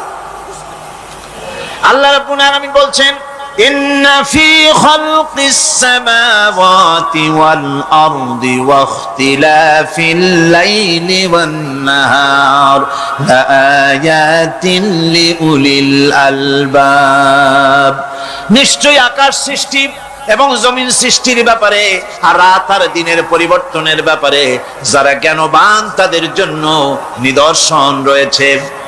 যারা জ্ঞানবান তাদের জন্য চিন্তার বিষয়বস্তু রয়েছে। গবেষণা করো, চিন্তা করো, এই পৃথিবীতে আল্লাহ পাক যা কিছু সৃষ্টি করেছেন তার পক্ষে আবার তোমাদেরকে সৃষ্টি করা মোটেই অসম্ভব নয়। পরকালীন জীবনের সম্ভাবনা সম্পর্কে কোরআন অবিশ্বাসীদেরকে বলছে, দেখো, الله الذي رفع السماوات بغير عمد ترونها ثم استوى على العرش সে আল্লাহ তোমাদের নিকট দৃশ্যমান স্তম্ভ ছাড়াই ওই বিশাল আকাশটা তৈরি করেছেন। যারা পরকাল আছে বলে উঠতে হবে একথা যারা বিশ্বাস করে না, তাদের ব্যাপারে আল্লাহ পাক এই যুক্তি দিচ্ছেন, দেখো এই বিশাল যে আকাশটা, এই আকাশে কোনো খুঁটি আছে? কথা বলেন না কেন? এই আকাশে কোনো খুঁটি আছে? কোন রকমের খুঁটি ছাড়াই ওই বিশাল আকাশটা কে বানিয়েছেন? জোরে চিৎকার দিয়ে বলেন, কে বানাইছেন? এই যে শামিয়ানা, একটা বিশাল প্যান্ডেল, এই প্যান্ডেলে খুঁটি আছে না নাই? শুধু আছে না, একটা দুইটা না, জনমের মতো খুঁটি আছে। চতুর্দিকে তাকায় দেখে কত খুঁটি। এতটুকু একটা শামিয়ানায় শত শত খুঁটি লাগতেছে কাপড়টা ধারণ করবে বলে। কি ধারণ করবে? কাপড়। আর অত বড় বিশাল আকাশ, সেই আকাশটার কোনো খুঁটি আছে? আল্লাহ পাক বলছেন, কোন দৃশ্যমান খুঁটি ছাড়াই এত বড় বিশাল আকাশটা তোমার মাথার উপরে দাঁড়িয়ে আছে এবং আল্লাহ পাক আরশের উপরে দীপ্তমান হয়ে আছেন। এগুলি দেখেও কি তোমার মাথার মধ্যে কোনো চিন্তা আসে না যেটা কি করে সম্ভব হলো? অনেকে তো এমন আছে শিক্ষিত লোক, তারা আবার বলে কি, কয় যে না, আকাশ বলে কিছু নাই, ওই অনেক দূরে তো সেই জন্য নীলে নীলে দেখা যায়, আসলে কিছু নাই। আকাশ, কোরআনে কারীমের মধ্যে আকাশ সম্পর্কে যে কথা বলা হয়েছে, বিশাল, যার কোনো কুল নাই, কিনারা নাই, মহাশূন্য। আমি সামনে বলবো আকাশ সম্পর্কে কথা আসতেছে। আল্লাহ পাক বলছেন, দেখো ওই বিশাল আকাশটাকে আমি সৃষ্টি করে রেখেছি, কোনো খুঁটি লাগাই নেই। তোমার মতো একটা ছোট্ট মানুষ সৃষ্টি করেছি, মরে যাওয়ার পর মাটির সাথে মিশে যাবা, আবার তোমাকে যে আমি উঠাবো, এ ব্যাপারে তোমার চিন্তার মধ্যে দুর্বলতা আসলো কেন যে সেই আল্লাহ রাব্বুল আলামিন তোমাকে উঠাতে পারবেন না? وسخر الشمس والقمر كل يجري لأجل مسمى তিনি চন্দ্র সূর্যকে আজ্ঞাবর্তী করেছেন, প্রত্যেকেই তার নির্দিষ্ট সময় সীমা মতো চলাফেরা করতেছে। তুমি তো ছোট একটা মানুষ, অত বড় বিশাল সূর্যটা, বিরাট চন্দ্রটা সব গতিমান, আল্লাহর হুকুমে সব চলাফেরা করতেছে, কথা ঠিক কিনা? এই সবগুলি আল্লাহ রাব্বুল আলামিন দুনিয়ার মানুষের সামনে তুলে ধরেছেন। তাকায় দেখো, নজর করে দেখো, এই সুন্দর করে জমিন ও আসমানকে সৃষ্টি করেছি, চাঁদ সূর্যকে সৃষ্টি করেছি। এবার লক্ষ্য করো, আনতুম আশাদ্দু খালকান আমিস সামাউ বানাহা, তোমাদের সৃষ্টি করা বেশি কঠিন না ওই বিশাল আকাশটাকে তৈরি করা বেশি কঠিন? কোনটা বেশি কঠিন? অত বড় বিশাল আকাশটাকে যিনি সৃষ্টি করলেন, তিনি তোমার মতো মানুষকে সৃষ্টি করতে পারবেন না? আবার যিনি একবার বিনা মডেলে তোমাকে তৈরি করলেন, আল্লাহ কি সুন্দর দৃষ্টান্ত দিচ্ছেন, আনতুম আশাদ্দু খালকান আমিস সামাউ বানাহা, তোমারে কঠিন তৈরি করা বেশি কঠিন, ওই বিশাল আকাশটাকে বেশি তৈরি করা বেশি কঠিন? অত বড় বিরাট জিনিসটাই তো আল্লাহ তৈরি করে ফেলেছেন, বিশাল আকাশ, মহাশূন্য। আর সেই মহাশূন্যের তুলনায়, মহাবিশ্বের তুলনায় পৃথিবী কত ছোট। আমাদের সবচাইতে কাছে। বিজ্ঞানীরা হয়রান হয়ে যাচ্ছে আকাশের চিন্তা করে, মহাকাশ চিন্তা করে ক্রমান্বয়ে হয়রান হয়ে যাচ্ছে। আমাদের সবচাইতে নিকটতম যে গ্যালাক্সিটা আছে, এই গ্যালাক্সিটার ব্যাস হচ্ছে, যেটা সবচাইতে ছোট, গরিব গ্যালাক্সি। এটা বিজ্ঞানীরা বলেছে গরিব গ্যালাক্সি, দিনহীন। এই গরিব গ্যালাক্সি যেটা আমাদের সবচাইতে নিকটে, পৃথিবীর সবচাইতে কাছে, এর ব্যাস হচ্ছে, এর পরিধি হচ্ছে 1,00,000 আলোকবর্ষ সমান। 1,00,000 আলোকবর্ষ। প্রতি সেকেন্ডে আলোর গতি কত? 1,86,000 মাইল প্রতি সেকেন্ডে। প্রতি সেকেন্ডে যে আলোর গতি 1,86,000 মাইল, এর মিনিট, এর ঘন্টা, এর সপ্তাহ, এর মাস, এর বছর, এরকম 1,00,000 আলোকবর্ষ হচ্ছে সেই ছায়াপথের ব্যাস, এটার পরিধি। এটা হলো গরিব গ্যালাক্সি। আর এই গ্যালাক্সিতে বাস করে 10,000 কোটি তারকা। বিজ্ঞানীরা বলছেন যে তারকাগুলি সূর্যের চাইতে লক্ষ কোটি গুণে অনেক বড়। সুবহানাল্লাহ। তাহলে মহাকাশ সম্পর্কে চিন্তা করে মানুষ আজ অবাক হয়ে যাচ্ছে, চিন্তায় হয়রান হয়ে যাচ্ছে। বার্টন রাসেল তিনি বলেছিলেন, স্রষ্টার স্রষ্টাকে, স্রষ্টার স্রষ্টাকে। এর জবাব আরেকজন বিজ্ঞানী লিখেছেন যে স্রষ্টার স্রষ্টাকে এই চিন্তা তো সৃষ্টিতে করতে পারবে না। স্রষ্টার কোনো স্রষ্টা নাই। পৃথিবীতে যত স্রষ্টা আছে, মাইক যে তৈরি করেছে সেও একজন স্রষ্টা, ঠিক কিনা? কোন কথা বোঝেন তো আমার? মাইক যে তৈরি করেছে সেও একটা স্রষ্টা, ওই প্যান্ডেল যে তৈরি করেছে সেও একটা স্রষ্টা, চেয়ার টেবিল যে সৃষ্টি করেছে সেও একটা স্রষ্টা। কিন্তু এরা কেউ পূর্ণাঙ্গ স্রষ্টা নয়, কারণ এই মাইকটা তৈরি করার যত উপাদান, সমস্ত উপাদান আল্লাহ রাব্বুল আলামিনের তৈরি করা। কথা ঠিক কিনা? তুমি শুধু অ্যাসেম্বল করেছো, তুমি শুধু এগুলোকে এক জায়গায় করেছো। তোমার বাপেরও ক্ষমতা নেই লোহা তৈরি করা। পারবা লোহা তৈরি করতে? আরে কথা কন না কেন মিয়া সাহেব? পারবেন লোহা তৈরি করতে? পারবেন একটা বাঁশ বানাইতে?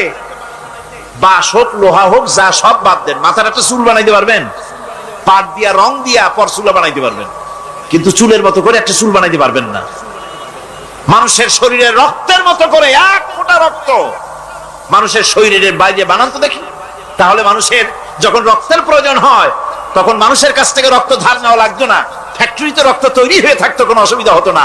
1 ফোঁটা রক্ত বানানো শক্তি গোটা পৃথিবীর মানুষের না। সুতরাং তোমরা স্রষ্টা হলেও তোমরা হচ্ছ নাকের স্রষ্টা। ধার করো, অন্যের জিনিস ধার করিয়ে বানাও। মুকাম্মাল স্রষ্টা হচ্ছেন কে? আসল স্রষ্টা কে? এরকম বললে হবে না, গায়ের সমস্ত শক্তি দিয়া বলেন আসল স্রষ্টা কে? ওই বিজ্ঞানী বলছেন যে বার্টন রাসেল বলছে স্রষ্টার স্রষ্টা কে? স্রষ্টার স্রষ্টা তুমি খুঁজে পাবে না, তোমার মাথায় ঢুকবে না। আগে সৃষ্টি চিন্তা করো। তিনি বলেছেন একটা লবণ, একটা লবণের কণা, লবণ বলেন তো, একটা লবণের কণা, 1 কণা লবণের ভেতরে যে কেলাস থাকে, এর ভিতরে যে সমস্ত উপাদান থাকে, সেই লবণের কণাগুলির মধ্যে কতগুলি উপাদান থাকে সেই উপাদানগুলি চিন্তা করতে 1000 বার্ট্রান্ড রাসেলের মস্তিষ্কের প্রয়োজন। তো একটা লবণ কণার ভিতরে কি আছে সেইটাকে উদ্ধার করার জন্য যদি 1000 বার্ট্রান্ড রাসেলের মস্তিষ্ক লাগে, তাহলে গোটা বিশ্ব আকাশ আর জমিন যিনি সৃষ্টি করেছেন তাকে চিন্তা করা কি তোমার মগজে কুলাবে? দুনিয়ার প্রথম দিন থেকে শুরু করে কিয়ামত পর্যন্ত যত মানুষ এসেছে আর যত মানুষ আসবে, স্রষ্টা সম্পর্কে চিন্তা করার একটা অসম্ভব ব্যাপার। স্রষ্টার সামনে শুধু মাথাই নত করবা। তিনি কোত্থেকে এসেছেন, তিনি কে, জানার দরকার নাই। তিনি আল্লাহ। তার নাম কি? মাথা নত করে দাও সামনে। তিনি আল্লাহ, সর্বশক্তিমান আল্লাহ, রব্বুল ইজ্জত ওয়াল জালাল। তিনি ছিলেন, তিনি আছেন, তিনি থাকবেন। তিনি অনন্ত, তিনি অসীম, তিনি চিন্ময়, তিনি অব্যয়, তিনি অক্ষয়, তিনি শাশ্বত, যার কোনো শুরু নাই, যার কোনো শেষ নাই। সুবহানাল্লাহ। সুতরাং সেই মহান আল্লাহ রাব্বুল আলামিন তিনি বলছেন, বান্দারা তোমারে বানানো কঠিন না ওই বিশাল আকাশটা বানানো কঠিন? অত বড় বিশাল আকাশটাই তো আমি তৈরি করেছি। তোমার মৃত্যুর পরে তোমাকে জিন্দা করা মোটেই কোনো কঠিন ব্যাপার নয়, এটা খুবই সহজ। ভাইরা আমার, আল্লাহ সুবহানাহু ওয়া তাআলা পৃথিবীর মানুষকে এসব দৃষ্টান্ত দিয়ে সুন্দর করে মানুষকে বুঝাচ্ছেন। তিনি মানুষকে পরিষ্কার করে বুঝিয়েছেন। আল্লাহ পাক বলেন, এই পৃথিবীতে এসব প্রশ্নের চূড়ান্ত জবাব দিতে গিয়ে আল্লাহ পাক বলছেন, কুল ইউহিহাল্লাযী আনশাআহা আউওয়ালা মাররা ওয়া হুয়া বিকুল্লি খালকিন আলীম। বলে দাও, তোমাদের মৃত্যুর পরে সেই আল্লাহ রাব্বুল আলামিন তোমাদেরকে জিন্দা করবেন, যিনি তোমাদেরকে প্রথমবারে তৈরি করেছিলেন। প্রথমে যিনি সমস্ত জিনিস সৃষ্টি করেছেন, ওই আল্লাহ রাব্বুল আলামিন তোমাদেরকে আবার জিন্দা করবেন। আর এসব জিনিসকে খেল তামাশার বিষয়বস্তু করে তৈরি করা হয় নাই। সমস্ত জিনিসের পেছনে বিরাট উদ্দেশ্য কাজ করেছে। একটা লক্ষ্য নিয়ে, সামনে নিয়ে, উদ্দেশ্য নিয়ে আল্লাহ তৈরি করেছে। আল্লাহ পাক বলছেন, ওয়ামা খালাকনাস সামাওয়াতি ওয়াল আরদা ওয়ামা বাইনাহুমা লাইবিন। এই পৃথিবীতে আকাশ, ওই বিশাল আকাশ এবং জমিন এবং এর মধ্যস্থিত কোন জিনিসকে আমি খামোখা তৈরি করি নাই, খেল তামাশার বিষয়বস্তু হিসাবে তৈরি করি নাই। যারা নাকি জ্ঞানবান, যারা বুদ্ধিমান, তাদের সম্পর্কে আল্লাহ বলেন, আল্লাযীনা ইয়াযকুরুনাল্লাহা কিয়ামান ওয়া কুউদান ওয়া আলা জুনুবিহিম ওয়া ইয়াতাফাক্কারুনা ফি খালকিস সামাওয়াতি ওয়াল আরদ রব্বানা মা খালাকতা হাযা বাতিলা সুবহানাকা ফাকিনা আযাবান নার। যারা নাকি জ্ঞানবান, যারা চিন্তাশীল, যারা শুধু পাইকারি দরে খায় আর ঘুমায় না, যারা চিন্তা ভাবনা করে, তারা দাঁড়ানো অবস্থায়, বসা অবস্থায়, সব অবস্থায়, আকাশ জমিন, রাত দিনের পরিবর্তন, মানব সৃষ্টি, এ সব কিছু চিন্তা গবেষণা করে বলে, রব্বানা মা খালাকতা হাযা বাতিলা, এ কোনো কিছুই তুমি নিরর্থক ভাবে সৃষ্টি করনি, সবগুলোই তুমি বিশেষ উদ্দেশ্য নিয়ে তৈরি করেছো। ফাকিনা আযাবান নার, সুতরাং আমাকে জাহান্নামের আগুন থেকে তুমি রক্ষা করো, আমাকে তুমি রক্ষা করো। আমরা সবাই বলি আমিন। চিন্তাশীল এবং গবেষক যারা, তারা এভাবে চিন্তা ভাবনার মাধ্যমে এ সব কিছু তারা বুঝতে পারে যে এই পৃথিবী খেল তামাশার বিষয় নয়। এই পৃথিবীকে আল্লাহ পাক এমনি এমনি তৈরি করেন নাই, দুনিয়ার মানুষগুলিকেও খামোখা সৃষ্টি করেননি, এর পেছনে বিরাট উদ্দেশ্য কাজ করেছে এবং আমাদের সকলকেই আল্লাহ রাব্বুল আলামিনের কাছে হাজির হতে হবে। সুতরাং এই পৃথিবীতে দুনিয়ার চাইতে অগ্রাধিকার দিতে হবে আখিরাতকে। দুনিয়ার চাইতে অগ্রাধিকার দিতে হবে কোনটাকে বলে? আখিরাতের অগ্রাধিকার দিতে হবে।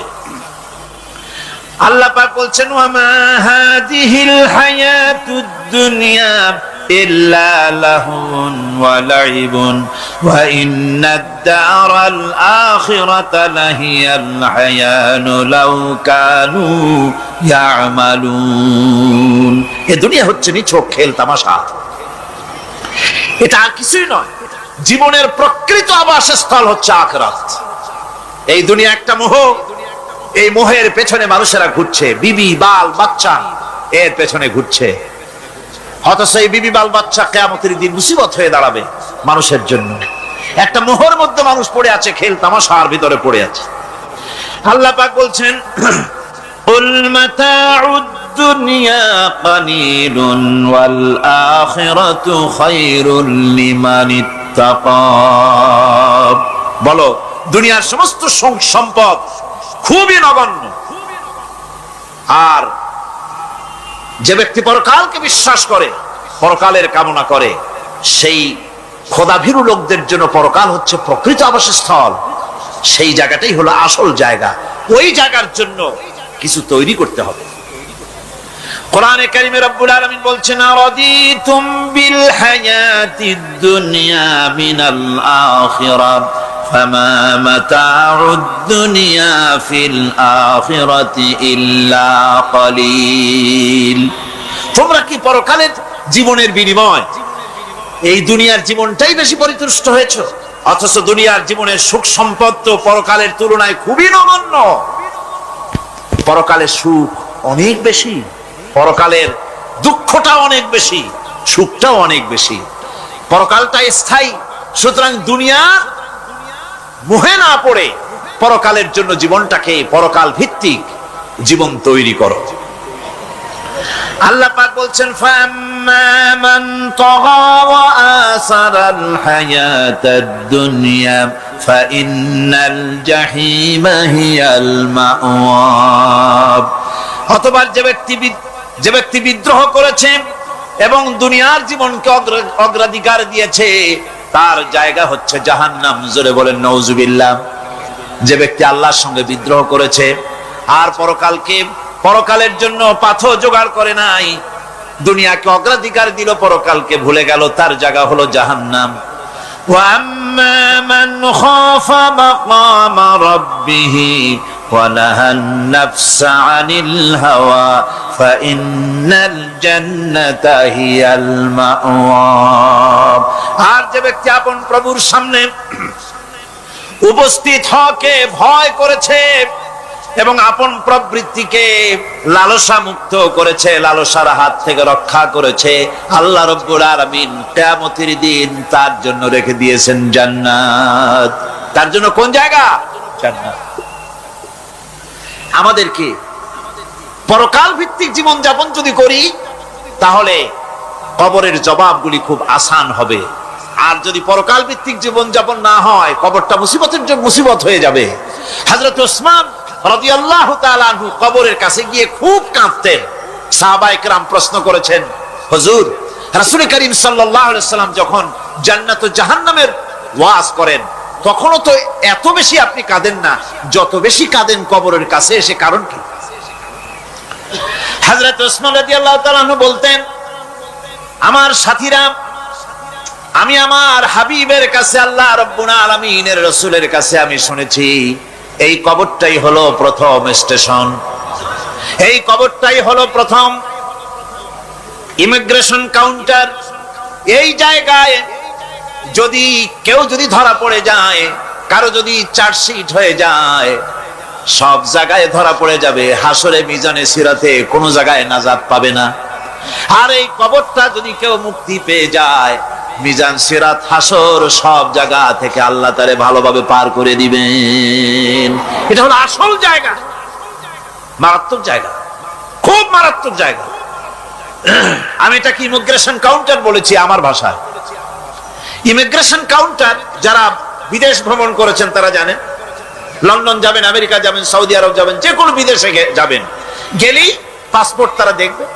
পাসপোর্টে আপনার ন্যাশনালিটি কোনটা সেটাই তারা জানতে চাইবে। আপনি কোন দল করেন এটা তারা জানতে চাইবে না। আপনি কোন ভাষায় কথা বলেন তাও তাদের জানার দরকার নেই। প্রথমেই তারা আপনার ন্যাশনালিটি দেখবে, আপনার আইডেন্টিটি কি তারা জানতে চাইবে। তারপরে যদি স্যাটিসফ্যাক্টরি হয়, আপনাকে ভিসা দিয়ে ভেতরে ঢুকবার ব্যবস্থা করে দেবে। আর যদি তারা স্যাটিসফাইড না হয়, তাহলে আপনাকে মেহমানখানায় ঢুকানো হবে গ্রেফতার করে। আপনি আন্দাজ এখানে আসছেন কেন? এই জন্য কবর হচ্ছে এ ধরনের একটি ইমিগ্রেশন কাউন্টার। কবরের ভিতরে মানুষ যখনই রাখা হবে সঙ্গে সঙ্গে দুজন ফেরেশতা আসবে। কবরের কাছে যারা এসেছিল দাফন হয়ে যাওয়ার পর এই লোকগুলি 40 কদম যেতে যতক্ষণ লাগে এর মধ্যেই দুজন ফেরেশতা এসে যাবে, এসে জিজ্ঞেস করবে মান রব্বুকা, তুমি কোন দল করতে? ওটা তাদের জানার দরকার নেই। চাকরি কিসে করতেন ওটা জানার দরকার নেই।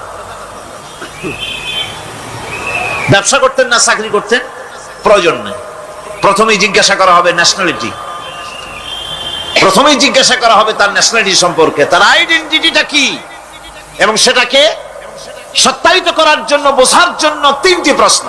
প্রথম প্রশ্ন মান রব্বুকা ওয়া মা দীনুকা ওয়া মান নাবিয়ুকা, তোমার রব কে, তোমার দ্বীন কি, তোমার নবী কে। যদি এই ব্যক্তি বেঈমান হয়, মুনাফিক হয়, সে বলবে হায় হাতা লা আদরি, হায় হাতা লা আদরি, জানি না আমার রবকে, আমি জানি না। তোমার দিন কি, দিন কারে কয় বুঝি না। এরপরে আল্লাহর নবী জনাবে মুহাম্মদ রাসূলুল্লাহ সাল্লাল্লাহু আলাইহি ওয়াসাল্লাম কে দেখানো হবে, বলা হবে মা কুনতা তাকুলু ফি হাদার রাজুল, এই ব্যক্তি সম্পর্কে তোমার ধারণা কি নিকে, বলবে আমি চিনি না। নাউযুবিল্লাহ। বাস, এরপরে তার যা হবার তাই শুরু হয়ে যাবে। আর যদি বান্দাটা মুমিন হয়, প্রশ্ন করা হবে মান রব্বুকা, জবাব দেবে রব্বি আল্লাহ, আমার রব আল্লাহ রাব্বুল আলামিন। ওয়া মা দীনুকা, দীনুনা ইসলাম, আমার দিন হচ্ছে ইসলাম। এরপরে আল্লাহর নবীকে দেখানো হবে। কয়েক রকমের বর্ণনা আছে, কোন বর্ণনায় আছে হুজুরের আকারে দেখানো হবে, অথবা রাসূলকে সরাসরি দেখানো হবে। বলা হবে মা কুনতা তাকুলু ফি হাদার রাজুল, এই লোকটি সম্পর্কে ধারণা কি। মুমিন ব্যক্তি বলবে হাদা নবিয়ুনা মুহাম্মাদুর রাসূলুল্লাহ সাল্লাল্লাহু আলাইহি ওয়াসাল্লাম, ইনি আমার তো সেই নবী মুহাম্মাদুর রাসূলুল্লাহ সাল্লাল্লাহু আলাইহি ওয়াসাল্লাম। আমরা যেন এই রকমের জবাব দিতে পারি, আল্লাহ কবুল করো। সকলে জোরে বলেন আমিন।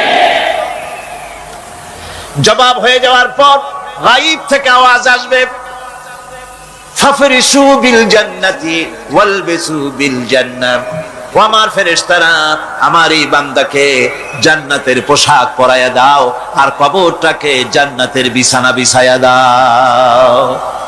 জান্নাতের পোশাক পরায় দাও, জান্নাতের বিছানা বিছায়া দাও। ইলা মাদ্দা বাসারিহি, তার চোখের দৃষ্টি যতদূর যায় কবরটা ততটা প্রশস্ত করে দাও। এরপর বেহেশতের পোশাক পরাইয়া বেহেশতের বিছানা বিছায়া ফেরেশতা বলবে নুম কানাউমুল উরুস, ঘুমিয়ে যাও। দুলামিয়া যেমন বাসর সজ্জায় নতুন বউ নিয়ে আরামে ঘুমায়, এরকম আরামে ঘুমায় যাও। ইলা ইয়াউমিল কিয়ামা, কিয়ামত পর্যন্ত ঘুমায় থাকবে, আরামে ঘুমিয়ে থাকবে। এরপরে সিংহায় ফুৎকার হবে, সিংহার ফুৎকারের আওয়াজে তার ঘুম ভেঙে যাবে। বলবে ইয়া ওয়াইলানা মান বাআসানা মিন মারকাদিনা, হায় আফসোস, আমার এত আরামের ঘুম থেকে কে আমাকে জাগ্রত করলো, আমার ঘুমটারে নষ্ট করলো কে। আওয়াজ আসবে হাদা মা ওয়াদার রহমান ওয়া সাদাকাল মুরসালুন, এটা হচ্ছে রহমানের সেই ওয়াদা, আর মুরসালিনরা নবীরা সত্য কথাই বলেছিলেন, সেই কিয়ামত অনুষ্ঠিত হচ্ছে। আমার বন্ধুগণ, সেজন্য এই দুনিয়ার মোহে পড়ে থাকলে পরে দুনিয়ায় যারা অগ্রাধিকার দিবে দুনিয়াকে পরকালের তুলনায়, জবাব দিতে পারবে না কবরের ভিতরে গিয়া।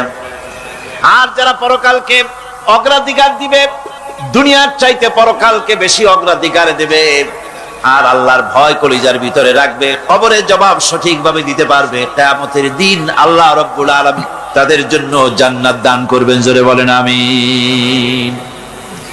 দুনিয়াটা হচ্ছে দুনিয়া যেখানে আমরা আসি। আমি আগেই বলেছি দুনিয়া হচ্ছে আদনা শব্দ থেকে এর উৎপত্তি হয়েছে, তুচ্ছ নিকৃষ্ট, এটার দাম নাই, এটার মূল্য নাই।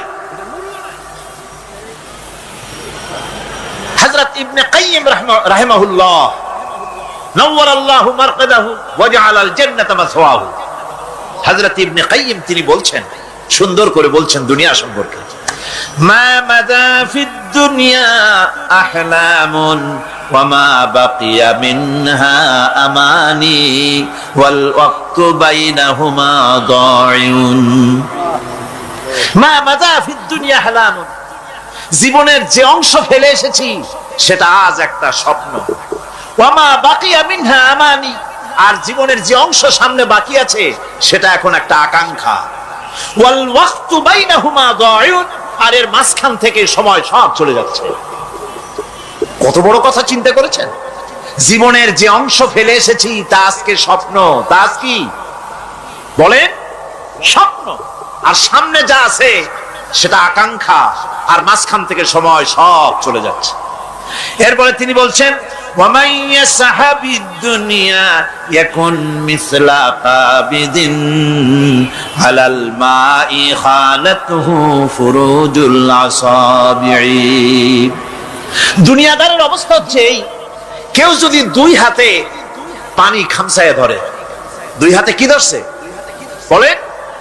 দুই হাতে পানি খামসায় ধরেছে, খুব মজবুত করে ধরেছে, 2 মুঠ পানি। বলেন থাকবে কতটুকু? কতটুকু থাকবে? 1 ফোঁটাও থাকবে না, কারণ তার আঙ্গুলের ফাঁক তার সাথে খেয়ানত করবে, আঙ্গুলের ফাঁক দিয়া পানিগুলি সব বেরিয়ে চলে যাবে। সুতরাং দুনিয়া যারা চায় তারা ঠিক পানি খামসায় ধরলে পানি যেমন হাতের ভেতর থেকে খেয়ানত করে চলে যায়, যারা দুনিয়া চায় দুনিয়াও তাদেরকে এভাবে ফাঁকি দিয়ে চলে যায়।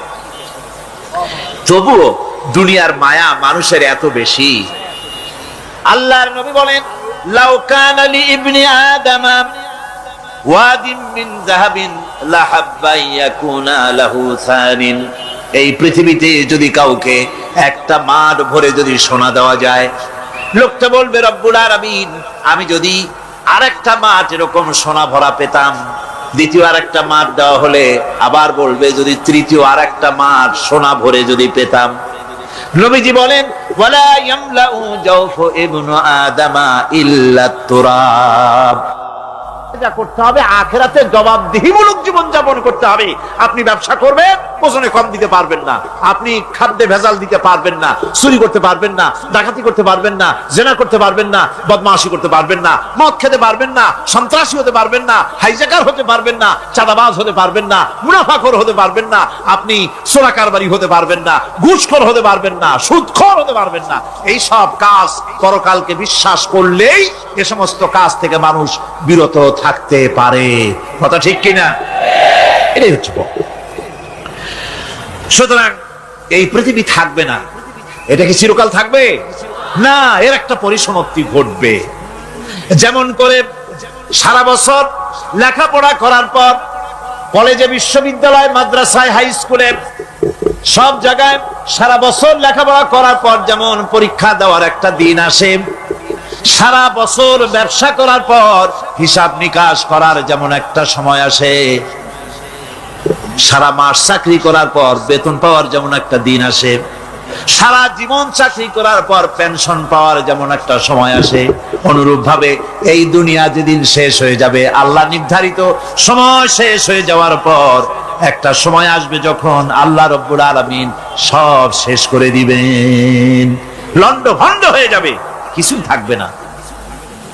কোরআনে কারিমে আল্লাহ সব বলেছেন, কোরআনে সব আল্লাহ বলে দিয়েছেন।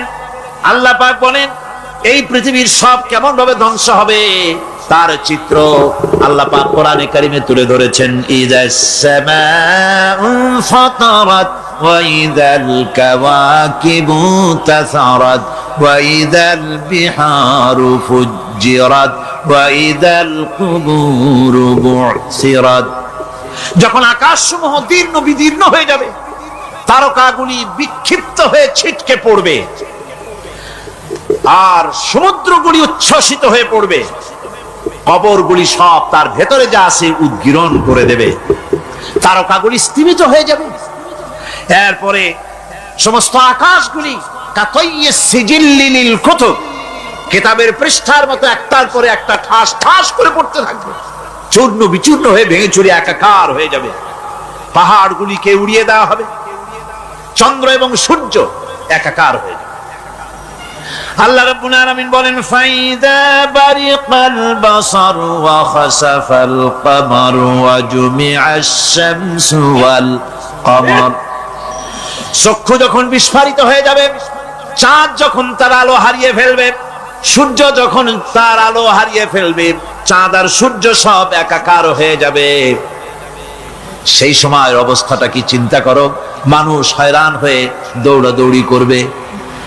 ওয়াহুমিলাতিল আরদু ওয়াল জিবালু ফাদুক্কাতা দাক্কাতান ওয়াহিদা। জমিন এবং পাহাড়গুলির মধ্যে আল্লাহ রাব্বুল আলামিন সংঘর্ষ বাঁধিয়ে দিবেন। পাহাড়গুলি ভেঙে চুরে টুকরা টুকরা হয়ে যাবে। পাহাড়গুলি উঁচু করে জমিনের উপরে আছাড় মেরে আল্লাহ রাব্বুল আলামিন ভেঙে চুরে চুরমার করে দিবেন। সুবহানাল্লাহ।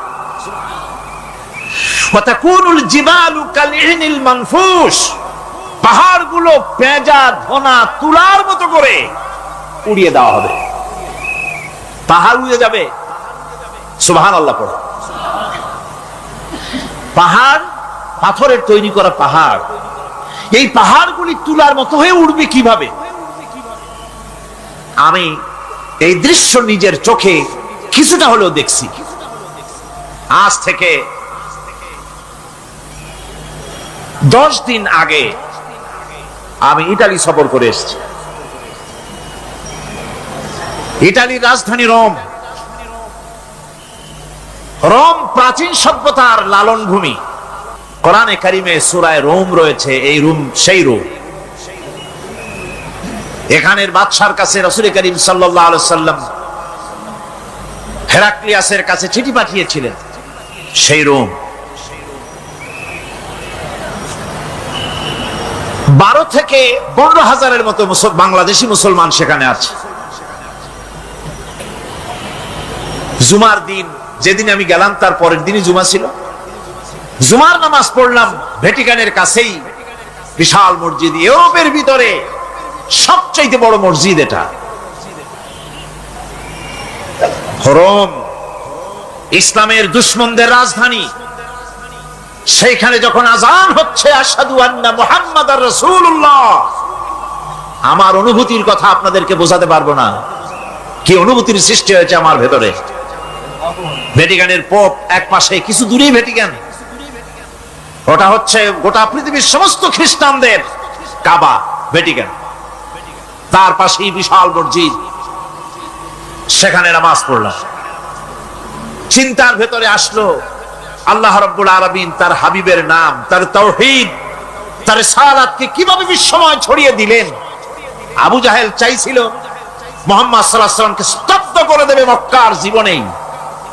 কত বদনাম, সাহের, কাহেন, কাযযাব, শায়ের, নাউযুবিল্লাহি মিন যালিক, কত গালাগালি করলো। আর আল্লাহ শুনালেন, হাবিব চিন্তার কোনো কারণ নাই, ওয়া রাফা'না লাকা যিকরাক, আমি আপনার প্রশংসা বিশ্বময় ছড়িয়ে দেব। সুবহানাল্লাহ ওয়া বিহামদিহি। রোম প্রোগ্রাম শেষ করে আমাকে তারা নিয়ে গেল, যেটা আমি বলছি সফর কাহিনী শোনাবার সময় এটা না, যেহেতু এর সঙ্গে প্রাসঙ্গিক সেজন্য বলছি। পাহাড় কেমনে তুলার মতো হয়ে উড়বে তার নজির দেখেছি। রোম শহর থেকে 300 মাইল দূরে, 300 কিলোমিটার দূরে নেপোলিয়ান বোনাপার্ট তার বাড়ি, এবং ওটা তার নামে একটা প্রভিন্স। ভূমধ্য সাগরের পারে ভিসুভিয়াস, পৃথিবীর সবচাইতে বড় আগ্নেয়গিরি, সেটা দেখাতে নিয়ে যাওয়া হলো আমাকে। যে পাহাড়টা পৃথিবীর মাটি থেকে তার চূড়া হচ্ছে 3 মাইল উঁচু। এর 2 মাইল গাড়িতে করে ঘুরে ঘুরে যাওয়া যায়, এরপর আর গাড়িতে যাওয়া যায় না, বাকিটুকুন যেতে হবে হেঁটে হেঁটে। পাহাড়ের উপরে অক্সিজেন কম, বেশ কষ্ট হচ্ছিল উঠতে। জীবনে প্রথম পাহাড়ে চড়েছি, জাবালে নূর, রাসূল করিম সাল্লাল্লাহু আলাইহি সাল্লামের উপরে যেখানে ওহী হয়েছিল সর্বপ্রথম। পাহাড় চড়ার একটা অভিজ্ঞতা ওখান থেকে আমার কিছুটা হয়েছিল। খুব কষ্ট হলো বাকি 1 মাইল উঠতে। যখন ভিসুভিয়াসের একদম শীর্ষে চলে গেছি, সেখানে গিয়ে আমার সাথে 15-20 জন লোক ছিল। আমি নিজে আল্লাহু আকবার বলে